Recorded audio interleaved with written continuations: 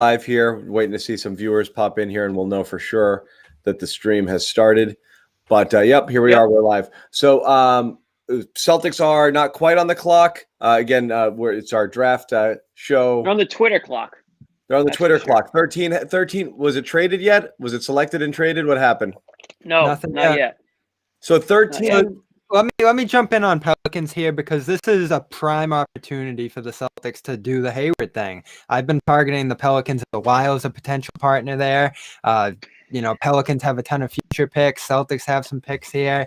I think they can make something work here. Not in the next 3 minutes. Maybe the Pelicans take someone that Boston likes here. Maybe Boston starts to work over the next day with New Orleans here on something. I think this is a great opportunity for both teams here. Yeah, I think the Hayward thing. They have move up one? The Hayward thing is live. Remember here. How much would you have loved to move up one spot last year? Well, that's the thing. I mean, if there's a guy that they feel the same way about Tyler Hero, then sure, go for it. But I mean, have we heard that? There were rumblings that they wanted Hero. This is very interesting here with what happens here. So I'm very interested to see with this trade. We got a lot of people already in the stream here. We wanted Vessel, right? And then we wanted Halliburton. Yep. So they go 11, 12, 13. So, I mean, you have to think that if Ainge really liked those guys, maybe he would have been able to put something together. Unless, I imagine the Spurs probably know Vessel's going to be like a 10-year.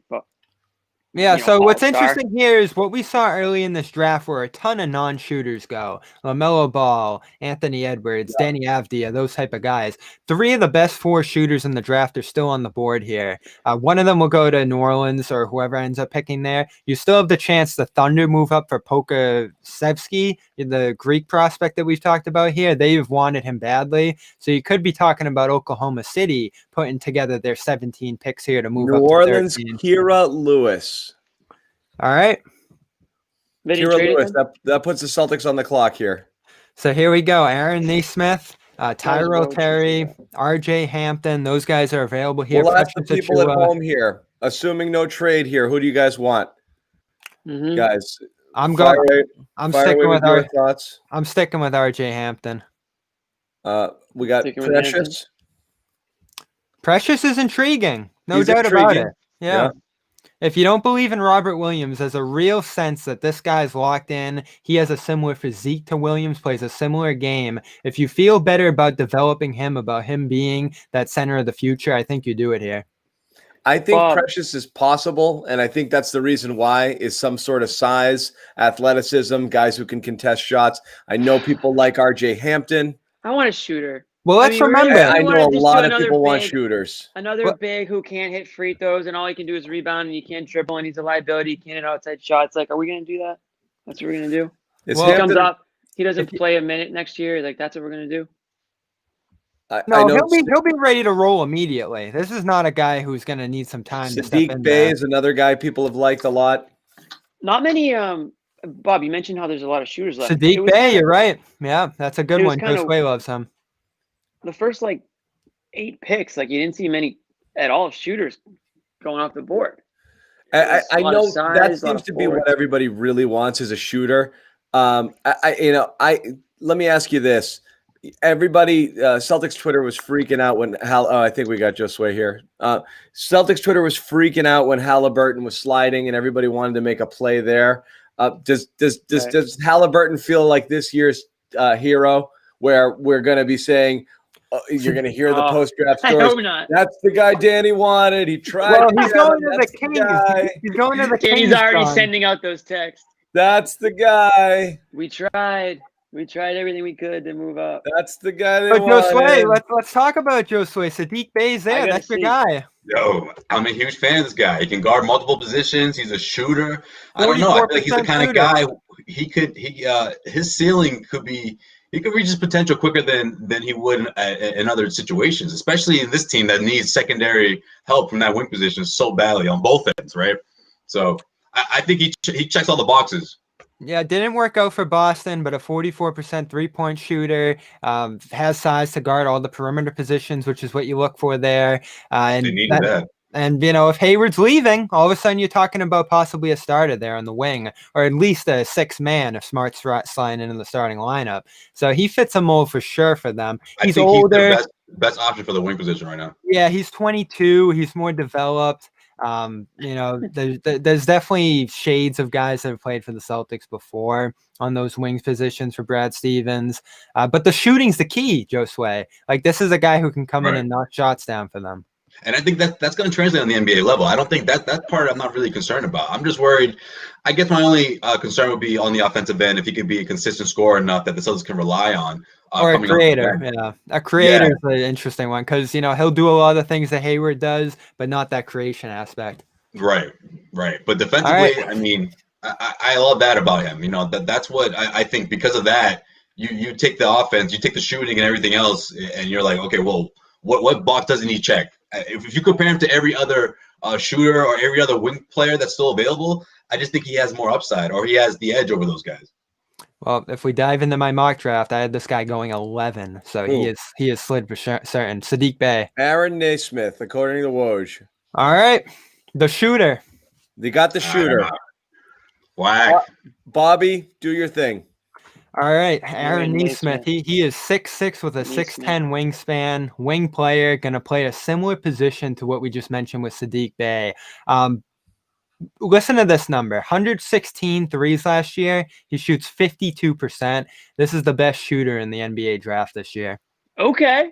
That's what people wanted. I'm sold. So he was one of the ones. He was one of the 3 or 4 shooters that a lot of people were targeting in this spot that people wanted to see them get. So here you go. That's what you got right now. One-dimensional, though. He's not going to create. He's not going to get to the rim. He's not going to get into the lane. But this is what we talk about. This is what Bob Ryan on our network obsesses about. When's the last time that the Celtics had a pure shooter who can knock down shots on the wing, be an explosive scorer off the bench, which is certainly what the Celtics were missing last year. Now, here's another concern with this guy. The SEC stinks. No competition in there last year. It was one of their worst seasons ever. So was his scoring a little inflated there against weaker competition? That's what teams worry about with Anthony Edwards as well, who played there. College basketball in general kind of stunk last year, but a shot's a shot. Just shoot your shot. Yeah. Yeah, I mean, I don't hate the pick. Obviously, I like Bey a little more because I think he's just more of you get more on the defensive end. But yeah, I mean, if you're talking about pure shooting, I mean, he's the best guy right now. And I don't necessarily know if the Celtics expected him to still be available at this point. I think that's sort of the silver lining here throughout this night, right? Throughout the draft. I think a lot of the guys that the Celtics had anticipated to be long gone were still available. And I wouldn't be surprised if they were really going through a couple of options or maybe a few options before they actually landed on, this is where Sean Hastings combo. No, this is where I think we get confused between what like a bunch of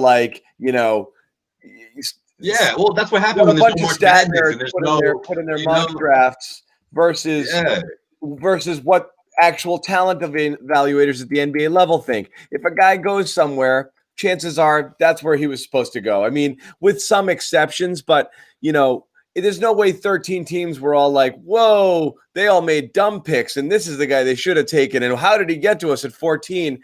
Sometimes you get lucky with fits, but ultimately, this is roughly where a player like this should go within the range of 4 or 5 picks in either direction. So yeah, don't get me wrong. They didn't steal anything, but for this unique draft where a lot of guys, there's a lot of up and down guys sliding, there wasn't much of a sample size. Compared to other years. But I mean, a pure shooter, Bobby called him the best shooter in the draft. I mean, did you really think the Celtics would grab someone like that at number 14? I didn't think so. I didn't think so because they're a team that favors that versatility, being able to do multiple things on the wing. This guy is pretty one-dimensional, as I say. Like, he's a scorer, he's a shooter. Put the ball in his hands and let it fly. Right, but to John's point, though, he's not surprised that this is who they got. I got you. Yeah, that's true. Yeah, I'm a little surprised. I mean, John, so do you like this pick? You said you were going to come out with rage, fury against what was happening here, not moving up. Well, you wanted to see action. And you don't really know if ultimately the guy that they wanted was somewhere gettable, somewhere else. Then you want to see them make that move. If they're fine, this is where I always use the Patriots as a good comp when it comes to drafting. A lot of times that everyone gets mad at the Patriots when they trade out of a round, but basically they're looking at the board and they're like, I'm getting the same guy here that I'm getting 10, 15 picks later. If the Celtics thought they're getting the same guy at 14 that they're getting at 8, 9, 10, you don't care if they move up. Where you wanted to see was them go aggressively somewhere because they wanted a guy. We'll hear the stories afterwards of whether or not they tried really aggressively to get up for Halliburton, but they couldn't, and X, Y, and Z. And then you're going to be like, because that's what Romeo ended up being. Romeo was a shit. I got to take this pick. I really wanted this guy. It's that teardrop. Right. You have your guys, and then everything below it is kind of like all right, I'll take it. So we don't know how they feel about this guy. There was a lot of guys like that too. Remember the guy from Villanova? There was I'm drawing a blank right now. I'm thinking Denzel Valentine, but it was a similar guy like that. Those sort of like middle of and that's the thing about the Celtics. So Brad Stevens loves those guys. They can defend multiple positions, and they're athletic. As you said, but you don't know how they're going to translate. What's up? This is a one-dimensional guy, Bobby. What do you think of him as a defender? He's got tools. 6'10" wingspan's legit for a guy at 6'6". It's not his strong suit. For sure. He's not going to go out there and be Marcus Smart or anything like that, or any of the other wing players that they have. We're talking about one of those guys. And, I don't know. You guys have been covering the team longer than me. Who's the last guy that they had who came in and just focused on scoring? Like Isaiah Thomas off the bench in 2015, I'd say. Now, this guy's not 5'10", which is the biggest difference there. But this is a guy who's going to come in and focus on scoring, that one thing that they needed last year. Yeah, there's an Eddie House. Person that crossed my mind. Yeah, there's an Eddie House style player. What Jason Terry wasn't. I'm not gonna. Yeah, exactly. I'm not gonna criticize guys coming out of college. I'm not gonna criticize their defense, because that's something that you can teach defense. That a lot of defense is coaching and effort. Yeah, but look at Payton. Yeah, absolutely. So you give me a guy who already has a nice jump shot, a great 3-point, great 3-point range, can stretch the floor, all those things. That's your kind of like your Tyler Hero, right? I mean, that was the Heat's spark plug scorer off the bench. It wasn't. No one was talking about, they needed a guy that can play defense right out of college. No, that's something that you learn over time. So give me a guy like Nesmith, like they just drafted here, that can hopefully come in and provide you 10, 12, 15 minutes off the bench, can spot up, shoot. I mean, Kevin O'Connor, I was just checking out a couple of things he wrote. I mean, he compared him, player comps. He said, I love player comps. Danny Green or a taller Buddy Hield. He's tall. I mean, this guy has totally take that. This guy has tools, which is great. Like, he's not 6 feet, 6'2" shooter coming in at the guard spot. He's a legit wing. Like John said, you're not worried about defensive liability here. He could develop into a better one in Boston's system, which plenty of players have, especially with those kind of tools. So there's a lot to love here. This is going to be what it's going to be. I don't think this guy transforms into a Tyler Hero type player, and all of a sudden you're talking about, whoa, they found something here. I think if you were looking for a guy with higher upside into the future, you're going with an RJ Hampton there. So this is a guy who's going to fill a role, be what he's going to be, and have a spot on a contending team right now. Good. That's what they need. That brings us back to our conversation about the state of the team. John, this is not take 2 steps back and figure things out. This is let's do this now. Well, it is, because this is an actual need. And the thing with this guy, again, is you're looking, you mentioned the upside. You could have taken an upside pick and gone with somebody different, but they didn't. They went here, and this is in addition to so Danny does this sometimes. It's kind of like that proven college player. Grant Williams was one last year where you might have had some higher upside guys theoretically. This is a guy who scored 23 points a game in college, and he's 21 years old. So it's less of a, let's see what he can do in 2 years if he remembers to set his alarm clock and make it to practice on time sort of player. It's a guy who may make it into, right now into your rotation and actually provide some minutes and fills a current need. So yeah, it is more of a in the now sort of pick. It's a need they had. You had a ton of people clamoring for shooters. Want to hear? Everyone needs shooters, though. Want to hear the Jeff Goodman take on this one? Yeah, tremendous pick. Brad Stevens should be thanking Danny Ainge every single day for this one. Goodman loves everybody because he's so close to them. He loves them all. But you know what? If you get on Goodman's bad side, he's not afraid to rip you. I'm interested because I was convinced that one of those games, instead of the Tyler Hero game, was going to be Duncan Robinson because this dude loves Duncan Robinson. Yes. I was just like, oh man, Goodman's going to he's going to lose it over this. But he's always been a big Hero guy too, so I don't know. Goodman loves, like I said, these are all of his children. He loves all of these guys. They're all graduating. It's like all of my sons graduated, and they're here. They're gonna love you there. It's like, oh, another one over here. Because he does. He scouts these guys. He talks to the kids. He knows them. But I mean, that's good. I mean, any other Twitter reaction to this pick right now? A lot of people seem to be happy with it. I mean, everyone says, good. They got a shooter. They got a scorer. They need that. So I think first impression is, a good pick. But yeah. Minnesota completes that trade that we mentioned earlier. They're going to move up to 17. Or am I flipping that wrong? Yeah, the Rubio 25 and 28 trade. Oklahoma City is moving up to 17, I believe, is actually how it's going. So Minnesota's moving back here and getting back Ricky Rubio. Some fun facts from Aaron Nesmith here. He can drive a tractor, and he has built multiple chicken coops and dug multiple ponds in his day. Also played for Jerry Stackhouse. These are just the fun facts, and he cuts trees. He's country strong. Okay. He played for Jerry Stackhouse too, if you guys remember him. Man. So he's got character, is what you're saying. Here's the comp everyone's going to want to hear from this guy. Ready? Here's who you want this guy to be: Chris Middleton. And I think they've worked. I feel like they've crossed paths in some. I feel like I read that somewhere along the way. Yeah, I see the size similarities there. Also, I mean, Vandy, that's a great school. I mean, this guy's probably got good head on his shoulders. Smart guy. Smart player. Yeah. Probably a high character guy. Yeah. I don't know. All the things that Danny Ainge, loves in his draft picks. I mean, maybe shades of Jaylen Brown in there there. Who knows, right? So now the key here is not in the shooting aspect. But so look, personality. Let me talk about one thing before we move on. One thing I thought was interesting. Well, first off, you got to see here whether or not they're able to. Again, they cannot make these picks. So they have to do something here. So you got to see whether or not they're able to package 26 and 30 and move forward, or there's a greater deal at play here. And again, we don't know anything. I've heard no buzz here yet. No buzz. This has been the most boring draft in a long time. On anything. So we don't really know yet. I will say is he can't make the picks, but he might have to. Yeah. He might have. Well, what did I say at the beginning of the night? You said that they were going to have to make all the. Gordon days and we make all three picks exactly where we thought they were going to make them.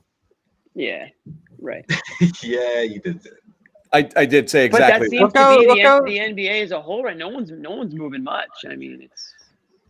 I'm still looking at Philadelphia at 21 to possibly move up there. Get a big man in Isaiah Stewart, which was the guy I had taking second in my mock draft. So I still think there's a potential to consolidate those 26 and 30. Here's the one I wanted to talk about. Isaiah Stewart just went actually. Right here, the Hawks. Okay, taking a big man to go along with John Collins and Clint Capella. They're just going to stomp. They're just going to stomp on every NBA team. That doesn't seem like it makes sense to me. Does it make sense to you guys? This is the thing that raised a little alarm bells here. And again, I don't know how much of the Hawks Hayward thing is in play, but this to me smelled funny. And again, I don't know. You've heard Capella to Celtics before in some capacity.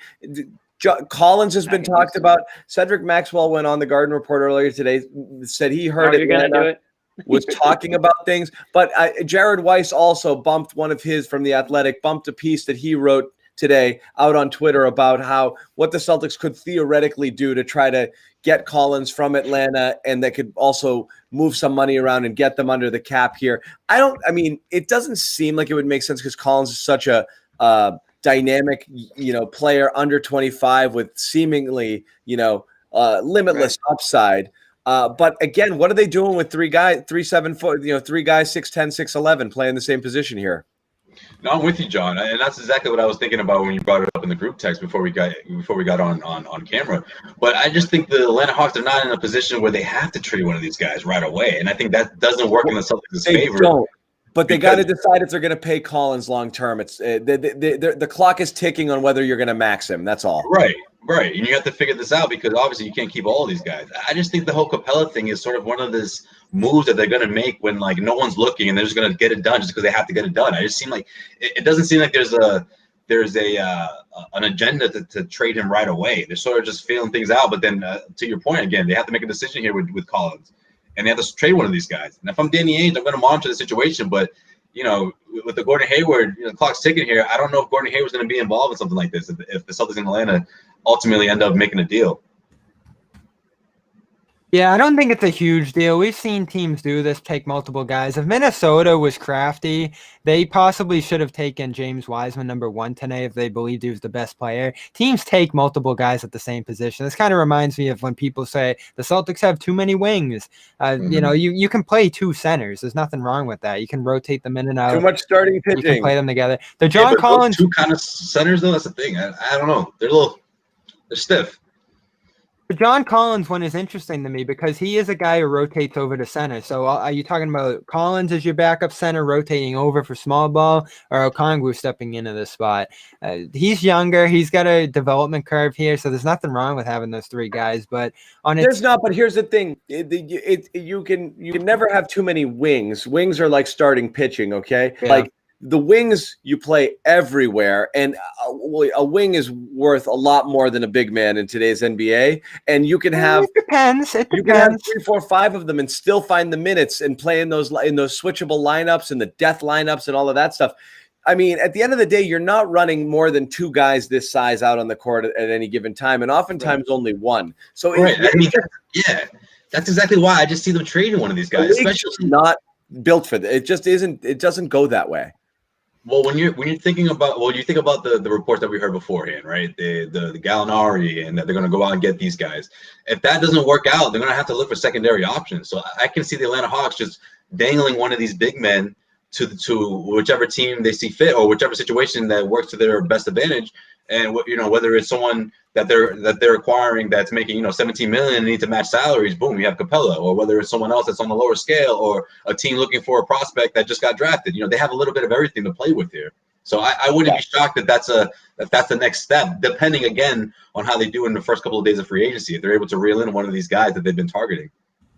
I'd love to hear something. I'm waiting for that next domino to fall where we hear like, there's talk of movement here, or this guy was drafted to go over here. We don't know that yet. Right now, we're just assuming all of these players have been selected to play for their team, and there's no movement here. And this is strange because all the talk of the draft is how many teams were looking to move up, to move back. That's all anybody talked about. It is very strange that nothing, except for that one trade we just talked about, nothing has really materialized yet. No huge surprises either in that top 10. Denny Avdija except for what's his name? Right when he got to no, he wasn't a huge surprise. I saw him going top 5 in quite a few. No, he had been soaring in the mock drafts and talks around this draft for the last couple of weeks. I was surprised by Jalen Smith, who many saw as a later first-round pick. That was the one. Phoenix. That was another one. Would that go 10? Yeah, to Phoenix. So is Aaron Baines out in Phoenix? I'd be asking that question too among these center conversations. Everybody wants some Baines. Yeah, I mean, I would figure that would be the case. Are you going to sign Baines, pay him after you draft a talented young center like they did here, and reach for him? Frankly, like they feel better about him than most did. It seemed like. Yeah. So. I'm going to check the chat a little bit here too, but what do you guys think here, Bobby? If they're again, it's early. Where are we right now? Dude, weird Celtics Twitter is already like in love. No, I can't even keep up. This is too fast. They're already like putting him in like farmer's gear because of the tractor shit. I told you. Because of what you just said. Everybody loves that already. All right, there goes the Greek. Yeah, he's not really Greek. He's not really Greek, but he plays for Olympiacos. But yeah, I said the Thunder. And that's the correct pronunciation. In Greece, it's Red Sox Yankees is Olympiacos Panathinaikos. You're one of those two. Okay, you pick it. Yeah. I used to have, So the Thunder, I know exactly what you're talking about. Yeah, it's so true. The Thunder had been red hot on his trail, so they moved up. Jimmy, you gotta have a straw hat or something back there. You got the hard hat. I got nothing. I got the hard hat. I don't got my straw hat on me right now. Yeah. I usually do. Yeah. Seth Davis, big college hoops guy. Yeah. Aaron Nesmith is the best player. You know who player. played for Panathinaikos? Jesus. Dominique Wilkins. Okay, good. He did. After the Celtics. Best player in this draft when it comes to the most important skill in basketball. So solid pick. So I mean, a lot of people are high on that. It's honestly it's a little bit of a breath of fresh air for the Celtics to take a guy that's just like a straight up scorer, not just Danny Ainge falls in love with like athleticism sometimes, and then the guy ends up not being able to shoot or whatever the reason is. But to take a guy that can just straight up score, maybe even come off the bench and give you a little spark and provide you with that little boost. Yeah, I mean that is one of the things they did need this year. I mean, what does that mean? Bobby, I mean, does he have any – because he's not a playmaker, at least not at this point. So he probably doesn't replace much of what Gordon Hayward gives you in that aspect. But, I mean, he can provide some scoring that you may or may not lose if Hayward hits the road.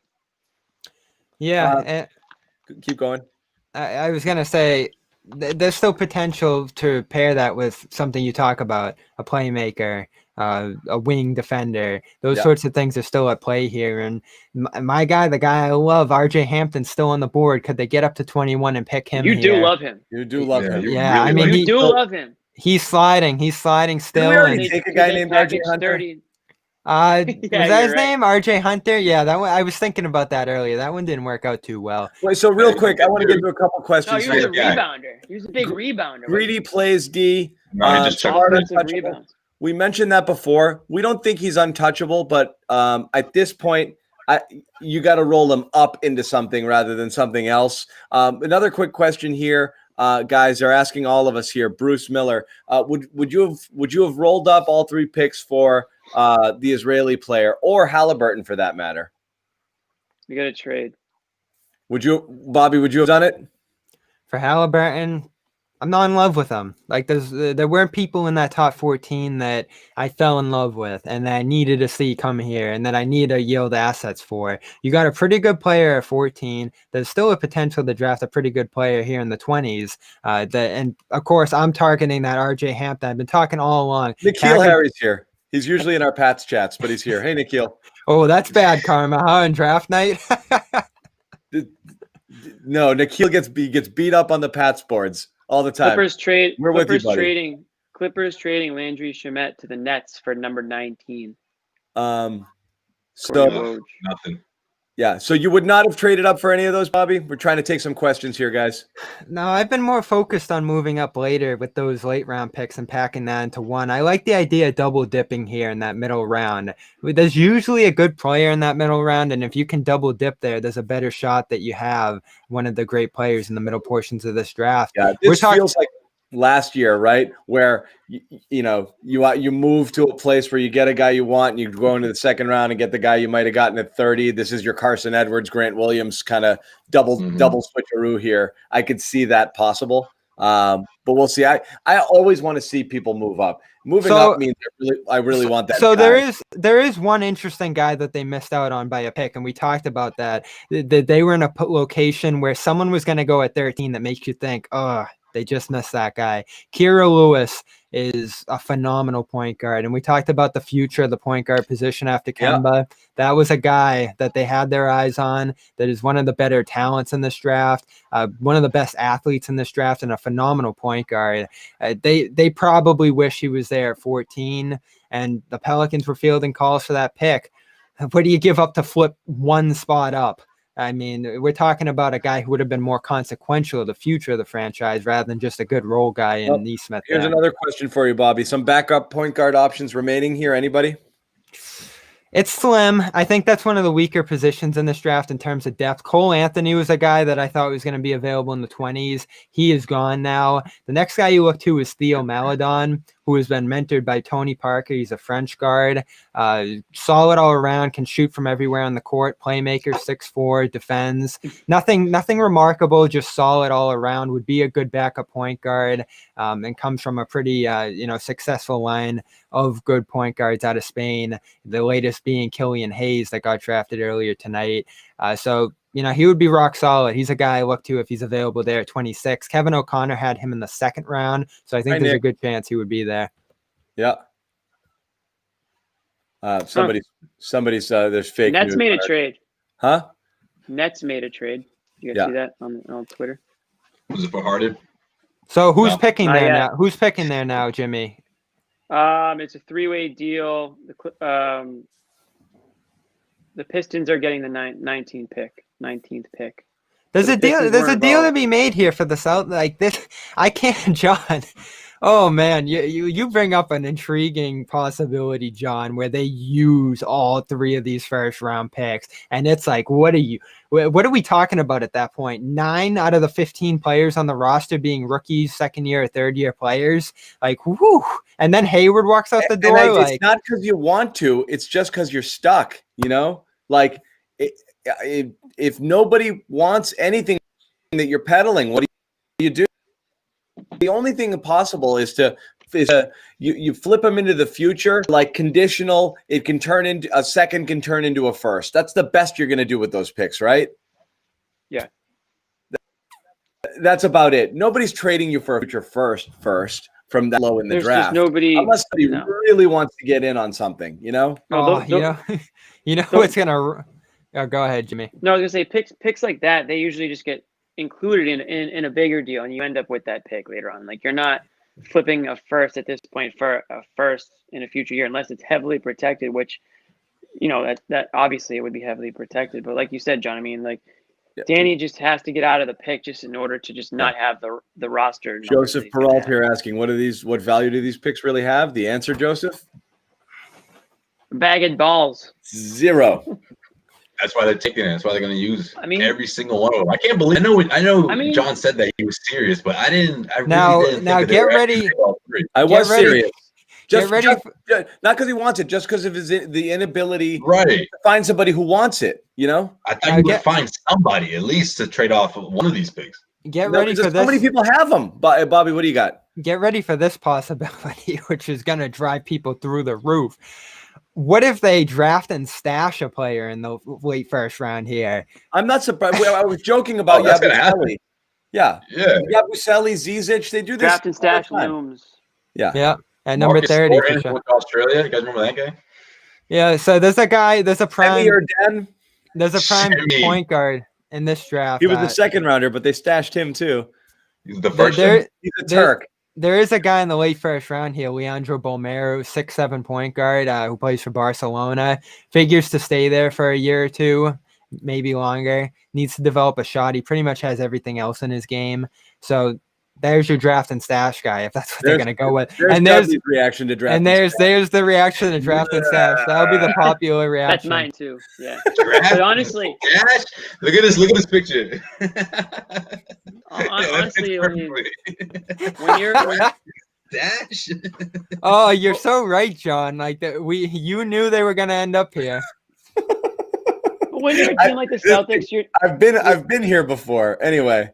But you're drafting late because What's going on, Alaska? Theoretically went far in the playoffs. Like, you have a solid team. Like, you shouldn't really have the roster spots for all these rookies to begin with. So like a draft and stash kind of makes sense for a quote unquote good team at this stage in the game. Now, I mean, obviously it's not ideal, but it's just what I think it's what happens with some of these good teams that, like they'll maybe need a guy like that down the road, take a flyer on them. But when you get to this point in the draft, like you said, I mean, you're just trying to move out of it or move up, and clearly they weren't thinking about moving up, or if they tried to, they couldn't. So it's important to note here as we get closer and closer to that 26, and there's a possibility that the Celtics could still move up here and package those picks together.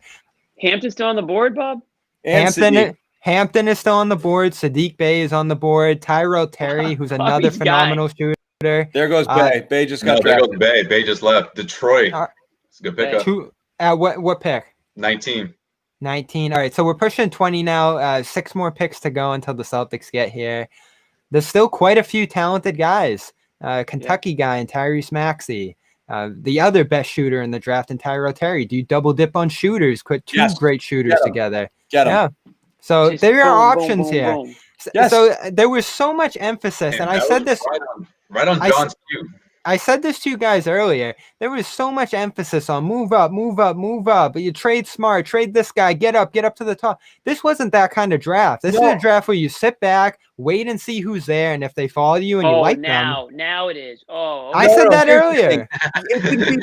It can be now both. it is. It can be. Didn't I say, all right, John, Josue, did I say that earlier? No, that's fine. I don't disagree with that, Bobby. I think that actually, it makes more sense in a draft where you don't actually have consensus top tier players to play three lottery tickets and see if one of them hits. Celtics just weren't in a position to do that because they couldn't hold three players on their roster. That's their problem. So it's a practical problem. It makes way more sense. You're right. With here, where theoretically the guy picked at 22 could be the fifth best player in the draft. You have no idea here. It's a total crapshoot. So I agree with that. It's just maybe last year they shouldn't have taken 3 guys. Maybe last year you trade all 3 picks and go up and get a hero, and you don't have to worry about it. And definitely. It's a sunk cost at this point. It just is what it is. So you're right. You might be better off taking them, but then you got to figure something out. If you go back in the time machine last year and all things are equal and no one knows where Milwaukee, well, everyone knew where Milwaukee was going to be, but Memphis, the Celtics pick, your own picks that year, you would have traded 6 first-round picks for Tyler Hero. You would have done it, but they had higher hopes for that Memphis pick and they were wrong. They deserve to get killed for that because Memphis wins that lottery. They move up in that draft. They could see on draft night that John Morant was going to Memphis, and people had an idea of what that kind of player was going to be for the Grizzlies. Now, did they know that it was going to turn them into a playoff team? Probably not. But right when Memphis wins that lottery, you say, and maybe start second guessing what that pick was going to be. Yeah. Asking if Giannis has another brother. He's got a lot of brothers, but one with the Lakers, one with the Bucks. I don't know that anybody's left. So looking at Nesmith, I guess just looking at some stuff, he had a pretty bad foot injury, I guess, this season. So was it like a tractor ran over his foot or something? I don't know what it was, but the last thing you want is another lingering foot injury on this team. So hopefully that's not anything to worry about. Yeah, so on January 11th, it was initially announced Nesmith would miss the entire season with a right foot injury he suffered against Auburn. And he missed the rest of the season from there. So you're right, Jimmy. That's roughly around the time that Romeo got hurt last year. It's like we were like a magnets for these. That piqued Danny's antenna went up when he heard what? Injury? Yeah. He's going to drop in the draft? What? We can buy low on an injured guy? Oh, it's a fair point. The surgery was in January, which was a year ago at this point, essentially. So there's been time to recover from that, but you don't love to see that out of a guy. No. Yeah, more or less. 10 months. What is time anymore? What month is it? Do we think Nesmith has is it Nesmith or Nesmith? We're calling it. Oh, good question. Just call him Smitty. The guy friggin' created basketball. You can't call him Nesmith. All right. Second best name in the draft. That is. I was gonna say that earlier. That's quite a name for a basketball player. Great name for a basketball player. Like he had no choice. He had to be a baller. Halliburton was just funny. Oh man, he's an awesome player, and going to the Kings is not. Can this guy have Tyler Hero potential? Josue. This guy have Tyler Hero potential? Yeah. I don't know about that. I think Tyler Hero I don't want to pigeonhole him as just a pure shooter. He can score from all over the floor. I don't know if this guy necessarily fits that mold. He's more of a straight 3-point shooter as opposed to Hero, who could really spread the floor and shoot from anywhere, as we saw. Dude, Bobby, what do you think? No, he's not a creative, crafty player on the dribble. That's the biggest difference there for sure. That's not a bad thing. I mean, the Celtics offense, like we literally were talking about this before the draft started. The Brad Stevens offense has just been begging for a knockdown shooter. Maybe this is their guy that they can stick to long term. Yeah, I agree. What if he's Channing Frye? Is that good enough? Sure. Is he Channing Frye? I hope he's not. Yes. All right, I'm curious. A guy who just shoots. Sure. Yeah, I can confirm it's Nesmith. Nesmith. Yep. Well, we'll call him Aaron. Would that be fine? Well, what if he's Danny Green, like KOC says? That'd be awesome. That'd be freaking sweet. Because I mean, that's a outside shooter. What did KOC compare him to? If you keep Hayward in town. Danny Green. Danny Green, Buddy Hield, like I mean, those guys. I like the green one. You have to respect their shots. You know, you have to play up in them. You can't cheat off of those guys. I like the Green comparison more than Buddy Hield, though. I don't know if he's going to be capable of dropping 40 the Green comparison. any given night. You know, that's Buddy. Again, he's he's more strictly more of a three-point shooter as opposed to someone that can score off the dribble. That number's staggering, though. That's what I started off the night right after they picked him reading. 52% on 100 threes. We're talking 50 out of 100 threes made.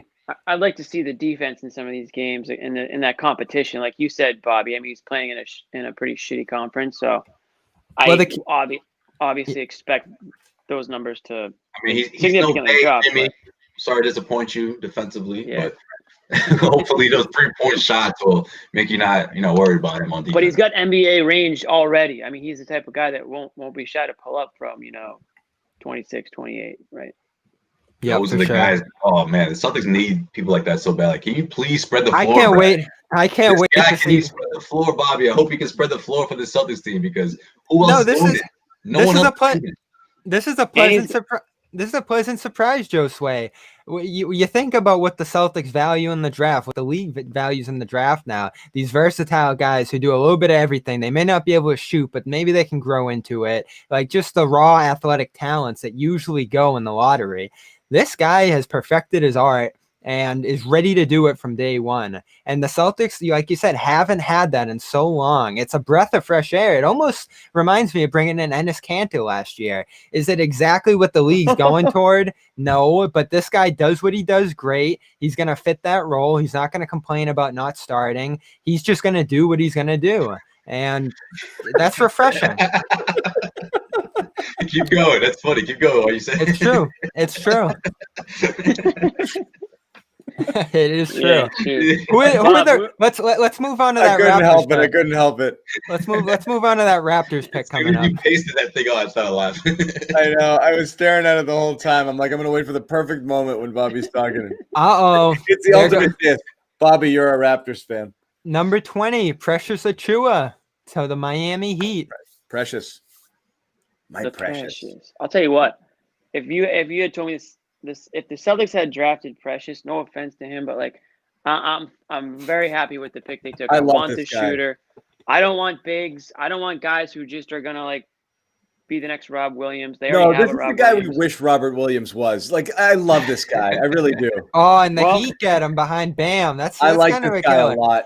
I thought you were gonna go there with Jimmy was channeling your old Kevin Garnett. Remember when the Celtics picked Fab Melo? Kevin was like, I'm not gonna call a man Fab, but I don't know. I forgot about that. Rest in peace, Fab Melo.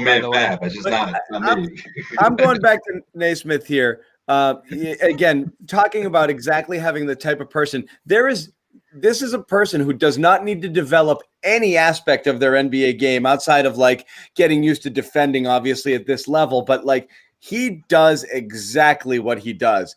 Catch and shoot off the dribble, just shoots. And when you have other people who take the burden of creating shots and dribbling and who draw all of the attention, that's just what you need at times. Just give me the ball and shoot, Yeah, so now, and in a non-star draft, this keeps going back to it because these are developing opinions. We're trying to talk ourselves either into or out of things, right. Okay? I'm talking myself into it a little bit because if there's not really a star and there's not a player and at 14 you're picking at best, I mean – if you look at NBA drafts, everyone thinks you have unlimited potential because you see some guys Giannis go at 13, Donovan Mitchell at 13, and you're like, oh, I want one of those guys. But the reality of it is 0 to 5 are stars or starters. 5 to 10 are fringy starters or rotation players, and literally everything after that is a crapshoot. You're as likely to have a guy play meaningful minutes or be out of the league in 3 years as soon as you get past that. In even the 10 to 15 range, 15 to 20, forget about it. So these are fringy picks. If you get a guy who fills a role and can give you rotation minutes at that, it's usually a win. So it's not, you're hoping to hit an absolute home run with it because you've seen other teams do it. So there's that. Do I take the shot at the guy with the highest ceiling or take the guy who I know can do stuff and be a valuable type of player? Right. And that's kind of always where fans sometimes want the highest ceiling, but this is a need they had to have. It's like when you brought up what Goodman said, right? Goodman loves everyone. What I wanted to say, or at least elaborate better, was the fact that he likes guys who are going to be successful in the NBA, but you don't know how long they're going to be successful, right? Like to your point, it could be a 4 or 5 year span, and then they fall out of the league. But when you have someone who can give you something, the intangible, something that Celtics don't, again, whether it's 3-point shooting, whether it's knockdown, a guy who can just come off the bench and score for you. I think one, it spreads the floor, for guys like Jaylen Brown, Jason Tatum. I think 2, it gives the Celtics another option off the bench, something that I think that was just really came up short during the playoffs. You get the juicing up that bench. And 3, whether he falls out of the league, 3 or 4 years from now, I think the Celtics just have to have that sort of player in their offense just to see how everyone else reacts to it. How is everyone else's offense going to blossom? There's Jaylen Brown, which I think he will regardless, but, Jaylen Brown makes the first All-Star team because he's able to score more because there's someone there in the corner that everyone has to worry about and run out and try to block their shot. I just think the Celtics having that kind of player out there, whether he's scoring 16 points or he's averaging 7, if he's able to average anywhere between a 3.5 or 2 or is a constant threat, and Brad Stevens is giving him the green line, which I think he will, then that's just going to make the team ultimately better. And I think that in the position the Celtics are in right now, in this position, you just have to answer any void you have on your team, or at least the ones that you think can catapult you into becoming a better team. And I think that's what's going to do. You have a knockdown shooter, or at least someone who's a constant threat, that's going to make guys better. And I think someone like Jaylen Brown in particular, he's just so not done growing, in my opinion. And I think he makes that leap. I think he makes a significant leap this year for sure. It's going to be an awesome blossom, I think, Josue. I don't know about the NBA Finals hope. I don't know if that's what you mean by that tone, but no. I'm not. This is what we got, Sometimes again, you just have to accept it. Yeah, but I mean, like you said, fireworks. What's Aaron Baines' number? What's IT's number? Yeah. I mean, maybe it also gives you a peek into, if there's a lot of people out there who still think the Celtics need size, and they would be correct, and I'm sure the Celtics understand that they need size. I wonder if them taking Nesmith is sort of a peek into maybe what their offseason plans are about acquiring a big, whether it's through a trade or whether it's somebody that they're waiting to see if they're going to hit the free agent market. Willie Cauley-Stein, Jimmy. I wasn't going to say it, but I was going to say it. A guy like Willie Cauley-Stein, for example, who opted out of his deal today. So, I mean, I think there's a little peek into maybe what the Celtics thinking. And I'd like to see Nesmith go in with, a little 1-2 punch with Marcus Smart off the bench. I think those two could complement each other pretty well. One of the most important stats of the night right now, we have Woj tipping 11 picks. Shams coming in at 6, Haynes 2. Haynes, he's getting there, but not quite. Haynes had a couple. So Woj is making Shams work for it. I think one year Shams showed up and started to take some of that shit from Woj, and he was like, forget about it. Woj had a couple times. Woj literally double dipped. He double tipped a couple times. He had like the 5th pit, and then like 28 seconds later, 2 and 3 came out consecutively. Yeah. He had them. He's like, screw it. He's like, I know 10. He's like, I know 5 picks ahead. You want me to say them all? I'll say them all. Woj went with, like, he created the tweet drafts already. He had them ready to go. Sometimes this comes down to who's got the quicker thumbs, So I think Woj went in there and just drafted his tweets ahead of time. Notorious with Woj, though, is he doesn't have Chicago, so number 4 comes around, and people were waiting a little bit longer for that one. He doesn't have Chicago in his pocket the way he does the other teams. Yeah. Somebody had a good message. They said that when Klay Thompson was coming up, the year that Klay Thompson was drafted, everyone said Thompson's the best pure shooter in this draft. So there was a consensus for Klay Thompson, and there appears to be a consensus for Nesmith. So there is. I mean, hey.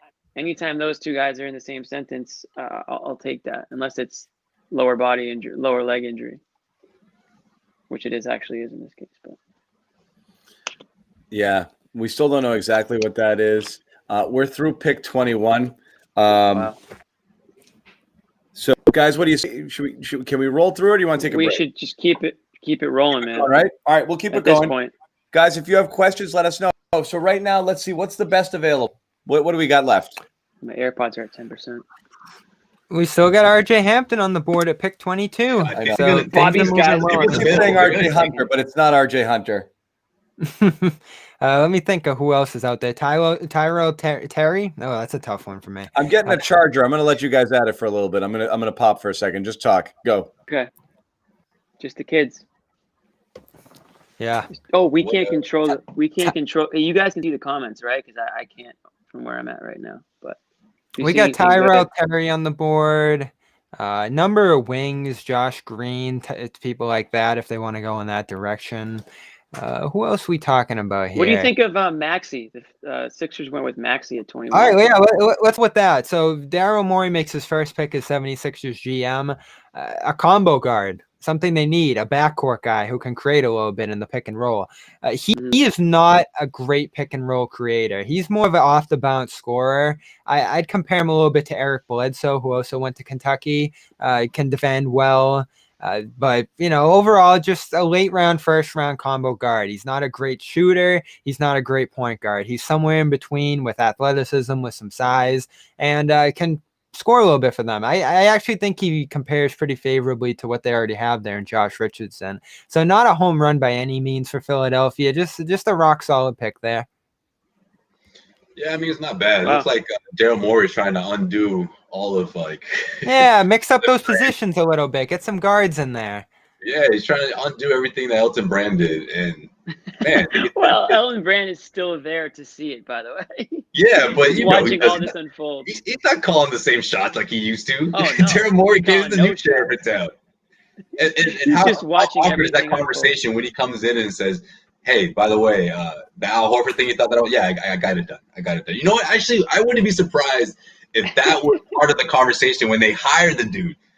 Listen, you guys want to get? I'm the only guy who will get Al Horford from underneath that contract. You put me in the spot, and I'll make sure he's gone before the start of the season. I said nobody's more cucked than Elton Brand in the history of being cucked. I mean, he's just sitting there watching Daryl Morey do whatever he wants with his team, and he's just there watching the whole thing happen too. He's just happy to still be employed. Yeah, exactly. We're talking 76ers, John.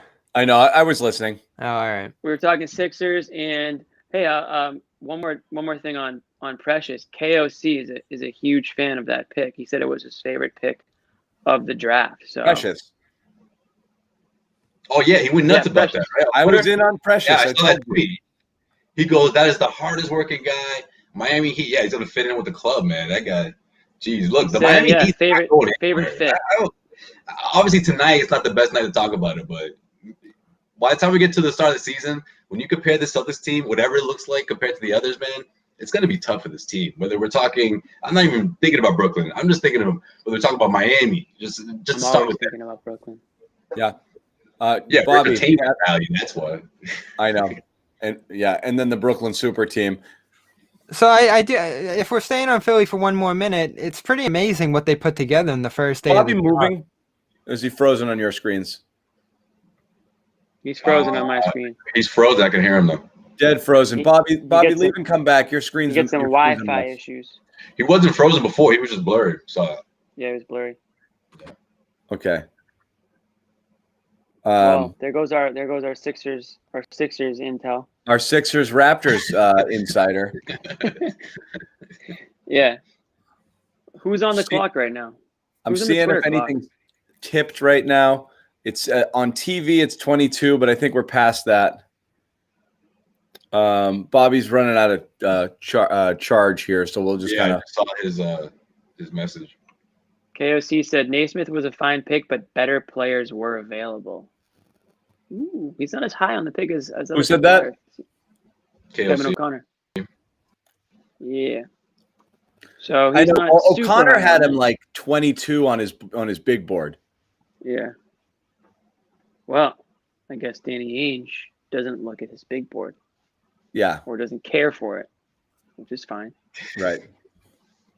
But I mean, but that's the thing though. They wanted that knockdown shooter so badly, and hopefully it was the right choice. Yeah. I mean, I don't think it's exactly what Bobby was saying, and I was saying the same thing. Obviously, how you guys know how I felt about the Put it this way, Josue. Put it this way: if the Celtics passed up on Nesmith, right, and they drafted whoever, and all of a sudden they drafts Nesmith a couple picks later.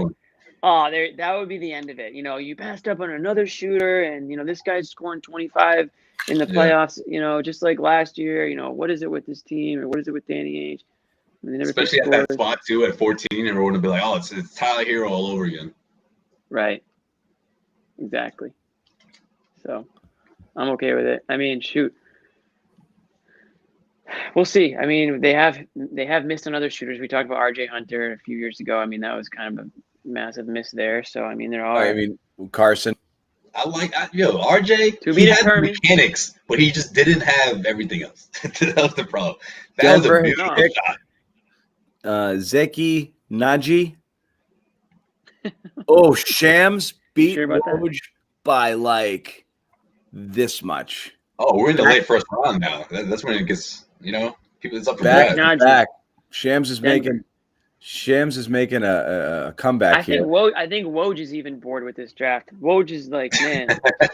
He's like, I'm talking to LeBron. Mm-hmm.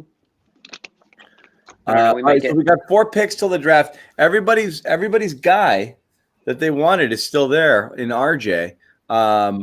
So we'll see whether or not that happens. To recap what we've got so far, no movement on Gordon Hayward. Atlanta made a curious pick at 6, taking another big Okongwu to go with Capella and Collins. And that got some people. It got me going, about that, about something happening there. I got John Collins on the brain early today, and now I just can't get rid of it. You really want that, you were texting him all day. Yeah, I've been there all day. You refuse to say the word. What's his name? The guy we're talking about who they want to trade. Precious from Houston. No, man, from Atlanta. Capella. You refuse to say the name Capella. Oh no. So that happened. Completely blanked out there.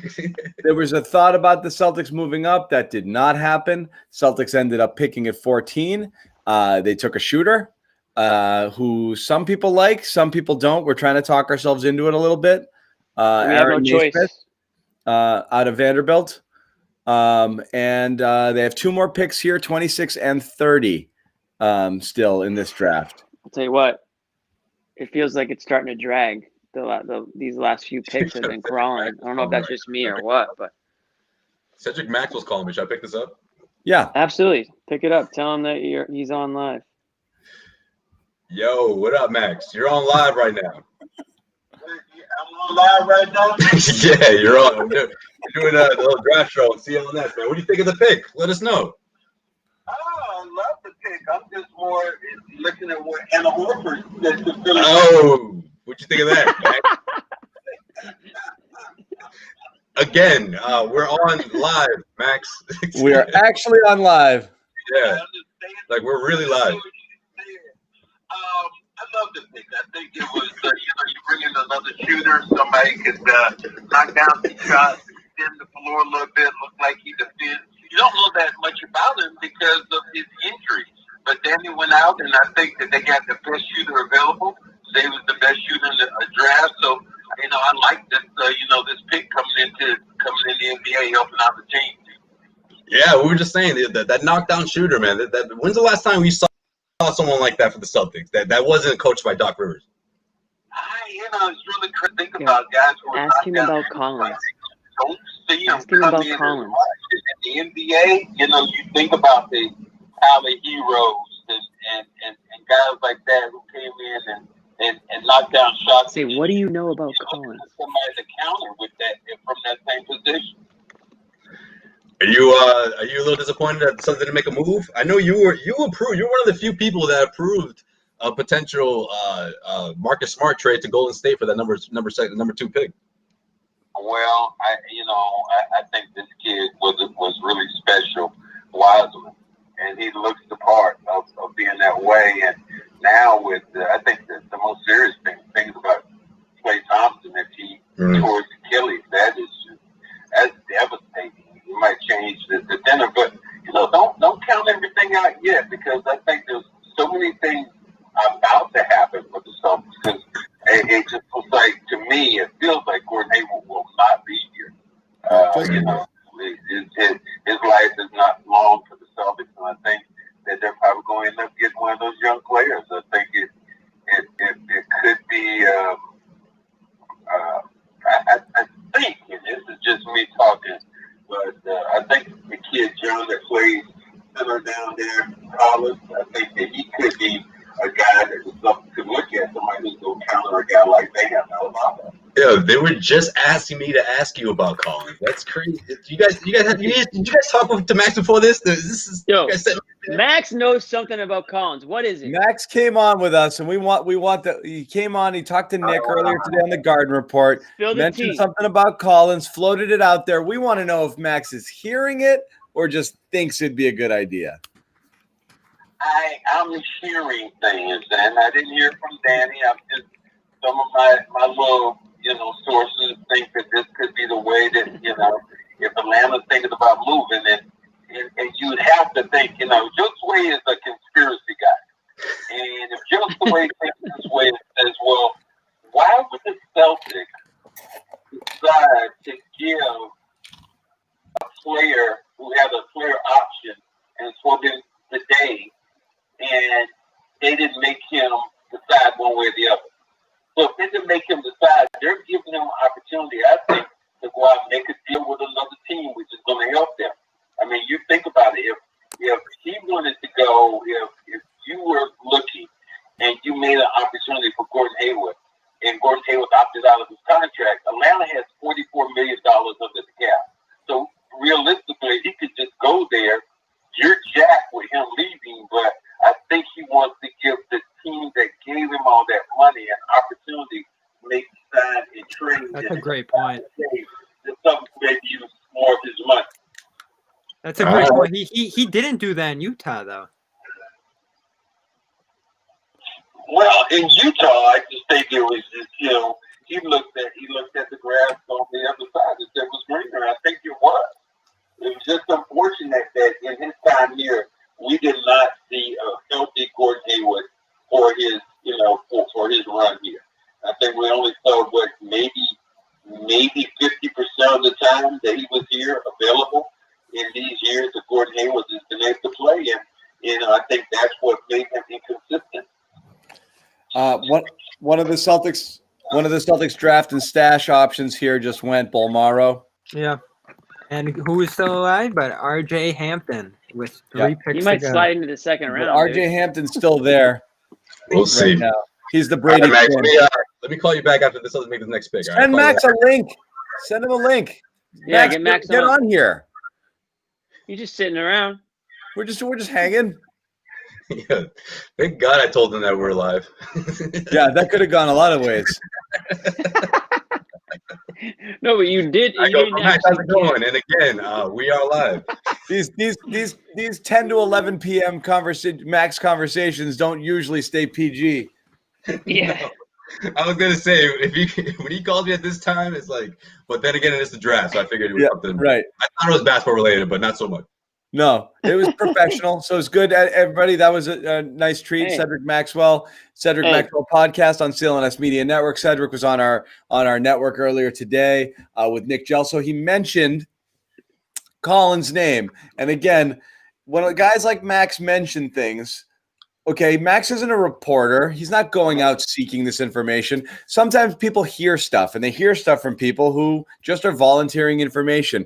And he threw out the name John Collins, which, again, seems like a stretch that they would trade someone like that Atlanta would trade him for a Hayward or in a package that could include that. But again, that's where my wheels started going when they picked up that extra big there that seemed a little superfluous with that number 6 pick.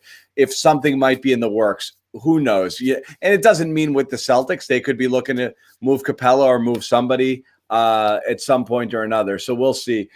We are on pick 24. That's Milwaukee again. RJ Hampton Jaden McDaniels, Tyler Bay, Trey Jones among the top names available. I know we've been talking about RJ. Bobby, you like any of these other guys? Tyrell Terry was the other guy I like. Oh, boy. Boy. New Orleans, Bobby. Sorry, bud. New Orleans is apparently picking RJ Hampton according to Shams at 24. Oh. Not stunning.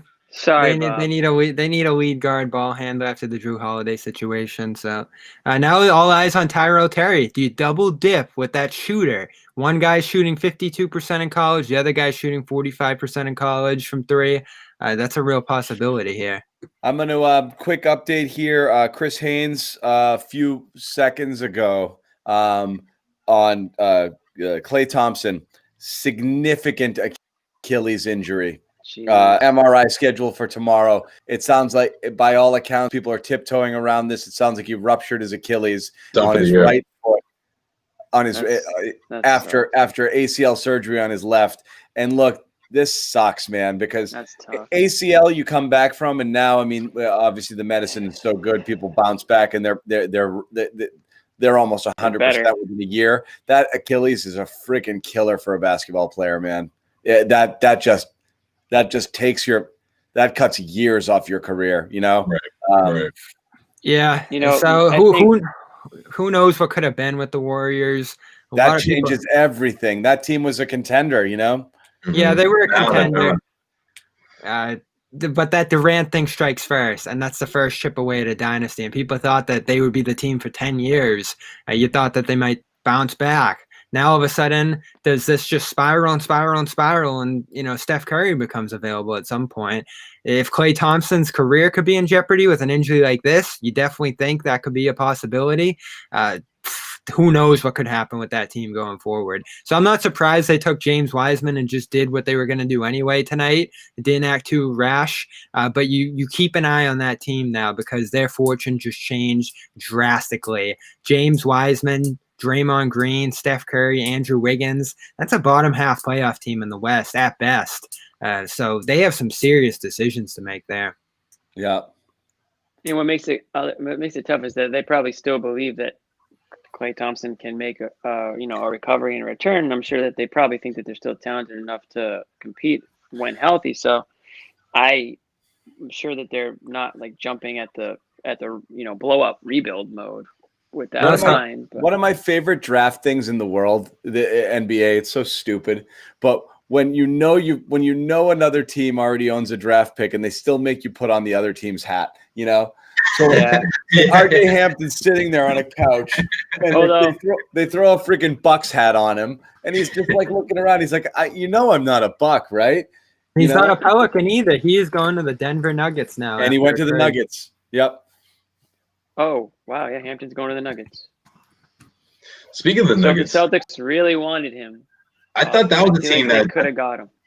I thought that was a team that Celtics could have contacted about Gordon, but clearly they didn't have much interest because I think that would have been. I said that earlier. Yeah, I said that earlier. They have to move some of these guys here. They have to consolidate here, whether it's between Gary Harris, Will Barton. I thought the Celtics could have easily, got in the middle of that, pull those guys out their hands and send them Hayward. I was thinking of New Orleans too because they have a guy Derek Favors, a guy JJ Redick who are free agents that could move on there. Before Drew got moved, that's what I was thinking too. Yeah. Yeah, so you potentially swap your free agents there, consolidate things a little bit in New Orleans, give them a big time guy on the wing. Like I still look at Hayward and say he has value. So Max is talking about this stuff, and if Hayward flexes his leverage here and says, "I want to get the Celtics something in return," again, I don't know why he would do that for Boston, where he didn't do that for Utah. Remember, there was a lot of talk in the Jazz corners when he left Utah of the Celtics owe us Jay Crowder now, and the Celtics were just like, no, we're just signing him. So Atlanta could do the same thing here if Hayward's down for it. But if he suddenly has a change of heart and is like, I owe Boston something, I guess. But again, Boston's going to have to give up a little something more than just Hayward for John Collins. Like that's not just a giveaway. Yeah, a lot more. Is that a guy you trade Marcus Smart for? Let's discuss that one. I mean, I'm crazy about John would say yes.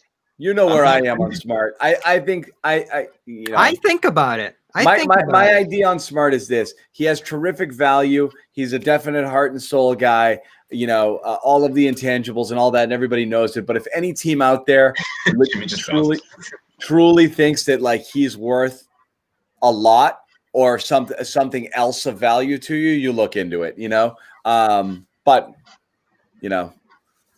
that would be tough. I just think someone like Collins, I don't know. The Collins is solid. Don't get me wrong. I just think is Marcus Smart more valuable here than most places? Absolutely. But you're taking a huge part of the team's identity when you remove him. And I think he's sort of emerged into the unofficial captain of this team. And I think that rings true. That whole what happened in the playoffs and how he was and guys who support him and Jaylen Brown speaking out after the fact. And all right. Was said, Here we go. We have made it to the 26th pick. Emmanuel quickly goes 25. So we're talking. We're on the clock here. We're on the Twitter clock. Yeah, we're talking Tyrell Terry here, Josh Green, wings galore at the spot for Boston. Not a lot of big men left. I think that's something that's going to be kicked back here. I think you're going to see another wing or Theo Maladon, the guy I mentioned earlier, is a draft and stash guy. He could be there at 30. So you might want to wait on him. But quite a few guys that we dreamed of being there at 26 have gone off the board since. So it's thin here. Do you double dip on the shooter, Tyrell Terry guys? Jaden McDaniels, Isaiah Joe, all kind of 6'8" guys. Are any of them better than Semi Ojeleye in a couple of years? Yes. I would say so. Desmond Bain. One of those guys anyways, because you have to answer that void. That's next, right? Yeah, Desmond Bain in particular is a guy who shoots 44% from three, guards at that position. He could be the guy here, if I was guessing. He was ranked 19th on Kevin O'Connor's board, and we're here at 26, so I think it makes a ton of sense. Fills those two positions on the wings. You got a number of guys here, John, who I think can be better than Semi Ojeleye, who was a second-round pick and filled that role. So they have a lot of options here in terms of wing defenders, wing guys who can shoot threes. I think they're splitting hairs here between quite a few guys. Jaden McDaniels, Tyrell Terry, who's not as good of a defender as those other guys, but is probably the second best shooter in this draft.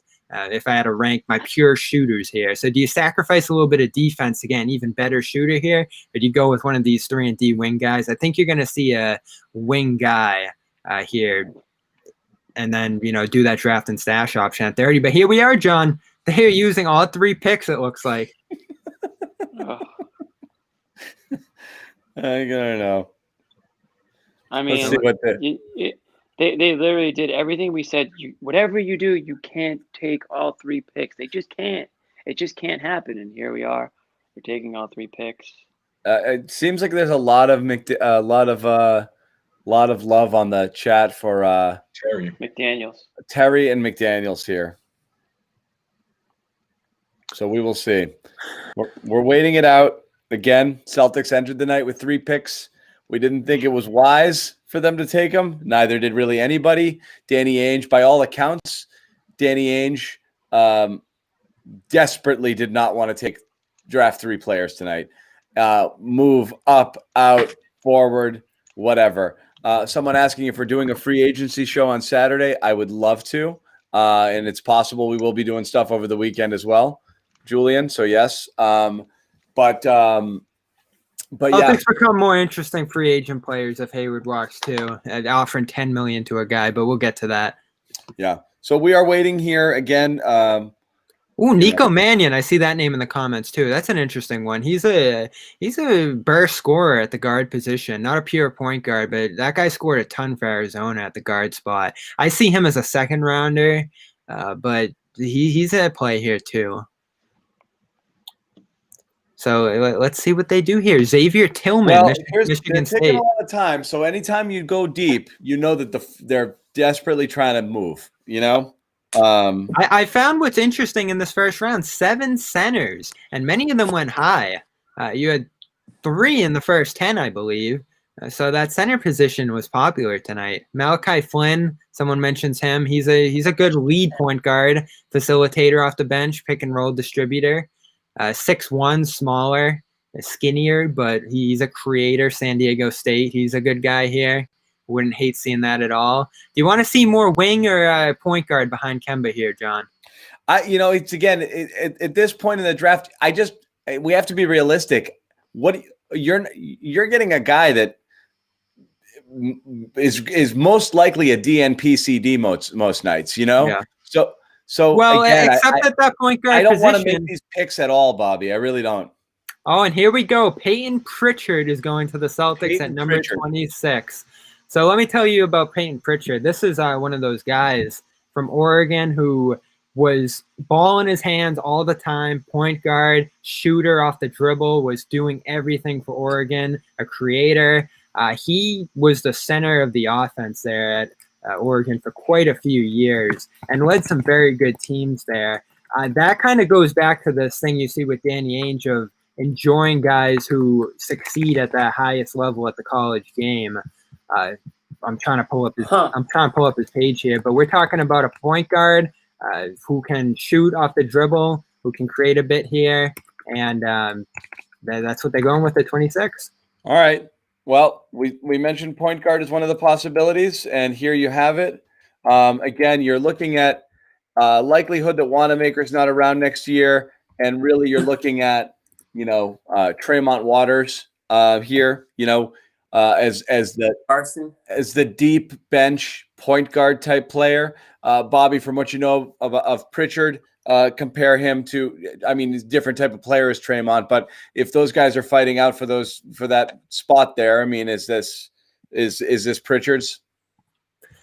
Yeah, I'd say so because he's a first rounder, but he's a scorer, which is the key. A lot of these guys on the Celtics bench were struggling to put up 10 points last game. We would get thrilled when Brad Wanamaker would put up that amount.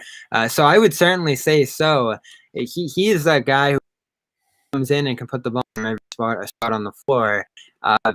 It's got to be splitting hairs there between him and Romeo Langford when they come back, when he comes back ultimately, to see which one of those guys can score and defend at a higher rate, because we know Stevens is going to go with the defender there. But again, the theme of the night, add offense, add bench scoring. That's what Ainge is trying to do at a high level here. Well, that's what we got. So we've taken 2 picks now, and the Wanamaker's definitely gone. Yeah. You need roster spots for these guys, and he's a free agent. So that might be part of the thinking here as well. Peyton Pritchard, number 26. Nobody had him there. This is a guy who was in second rounds in a lot of mocks, right, Bobby? Yeah, I had him in my second round as well. He was one of the guys on the edge that I thought about, so he's definitely borderline. I see Sam Vecini here has him 37, but this is a guy who is a bigger version of Carson Edwards, I would say. He's older. He's another guy who has experience, 4 years in college. Shot 42% from 3 last year, so he's a shooter off the dribble. Gets into the lane. I just remember this guy, watching him at Oregon, being a guy who was just a relentless scorer, who was always looking for his shot. The ball was always in his hands. And, this is a guy I recognize, John. Like, this isn't a guy I'm like, oh, let me dig deep and this guy.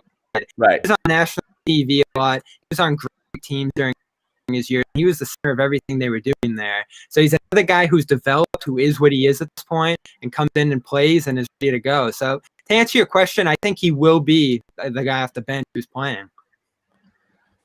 All right, so we got one more pick here, and again, you wonder whether this is a bump it into the second round sort of situation here. Maybe they reached a little bit on this guy Prichard with the idea that they're hoping to trade out of that 30th pick, right? Maybe that's part of it. I still think you're stashing that at this point, with a guy like Theo Maladon who's still there. But man, nothing crazy here. The comments are not kind to Peyton Pritchard. I will say that. Nobody's jumping for joy at Prichard here. He is what he is. We got another pick here that is what it is. Yeah, he played 4 years. Oh boy. I remember Juwan Johnson was a senior. I don't know if they did. Oh, and we've done this. It's done this before, You want to do it? Jimmy Butler. And... You know where it did work for him? The Tony Allen, Delonte West year. Where you grab guys who are 3 and 4 year players. Hey, if you get that, great. But backup point guard. It is. I guess it technically is a position of need, right? But you're not even counting on hitting. You're not even counting on hitting at this point. Like I said, is these guys this late draft, these are washouts. You know, I mean, this is why nobody wants these picks. This was Vicini on Prichard. He called him one of his favorite players in college hoops last year. He voted him third on his Player of the Year ballot for all of college basketball, and said his fearlessness and overall toughness really makes me want to buy in. I like him as a potential backup point guard that can obviously get hot enough to close games for teams in his prime. But to get beyond that level, he's going to have to improve his passing and his defensive ability. Given the competitive attitude, I'd expect he's going to play in the NBA for a long time. Yeah. KOC had him as his 33rd overall prospect. Kevin O'Connor understands how to control the game with his dribble and his voice. Remember in the playoffs, remember in the bubble, they were talking about the voice when Miami was so much more vocal than they were. Interesting. Yeah. But anyway, smart decision maker, makes accurate passes, doesn't force the issue. If he drives, he won't force a shot. Kick it out, relocate, knockdown shooter. Movement off the dribble suggests he can be a dynamic offensive weapon. Solid ball handler. Won't necessarily break down defenders, but has good ball control, limits turnovers. High effort on ball and off ball defender who could become a pesky defender if he maximizes his limited athleticism. So, like, you guys are gonna say this guy goes after shots, doesn't draw a lot of fouls, undersized, limited defender. So that's it. I mean, you basically summed up late first round picks. I mean, right? That's what you get in the late first round. Hey, you're either getting an athletic project or you're getting a guy who can ball but has limited athleticism. That's what you're picking from. Hey. My favorite is when you get those comparisons. This guy, he's somewhere between kind of like a Paul George or like a Von Wafer. It's like, wait, what? Oh, yeah. It's like there's two completely different skill levels. Like, what? Von Wafer. Hooray! We got a pesky defender. You're really getting into this spot. And you talk about it, John, where everybody has their guy at this point. Like, it doesn't matter if they're ranked 50th or they're ranked 40th on all kinds of different boards. Like, teams just find their favorites at this spot. Yes. And you know who? Danny has done this. 25 through 45 is the same freaking guy. It's right. This is such a Danny Ainge pick. You know who Danny Ainge sees in Peyton Pritchard? Danny Ainge. He's done this so many times. Yuri Welsh. Yeah, right. Yeah. Even wore his number. He wore his number. He's so proud about that. He's like, "Here you go." I saw Yuri Welsh in like the day after we got him from Cleveland.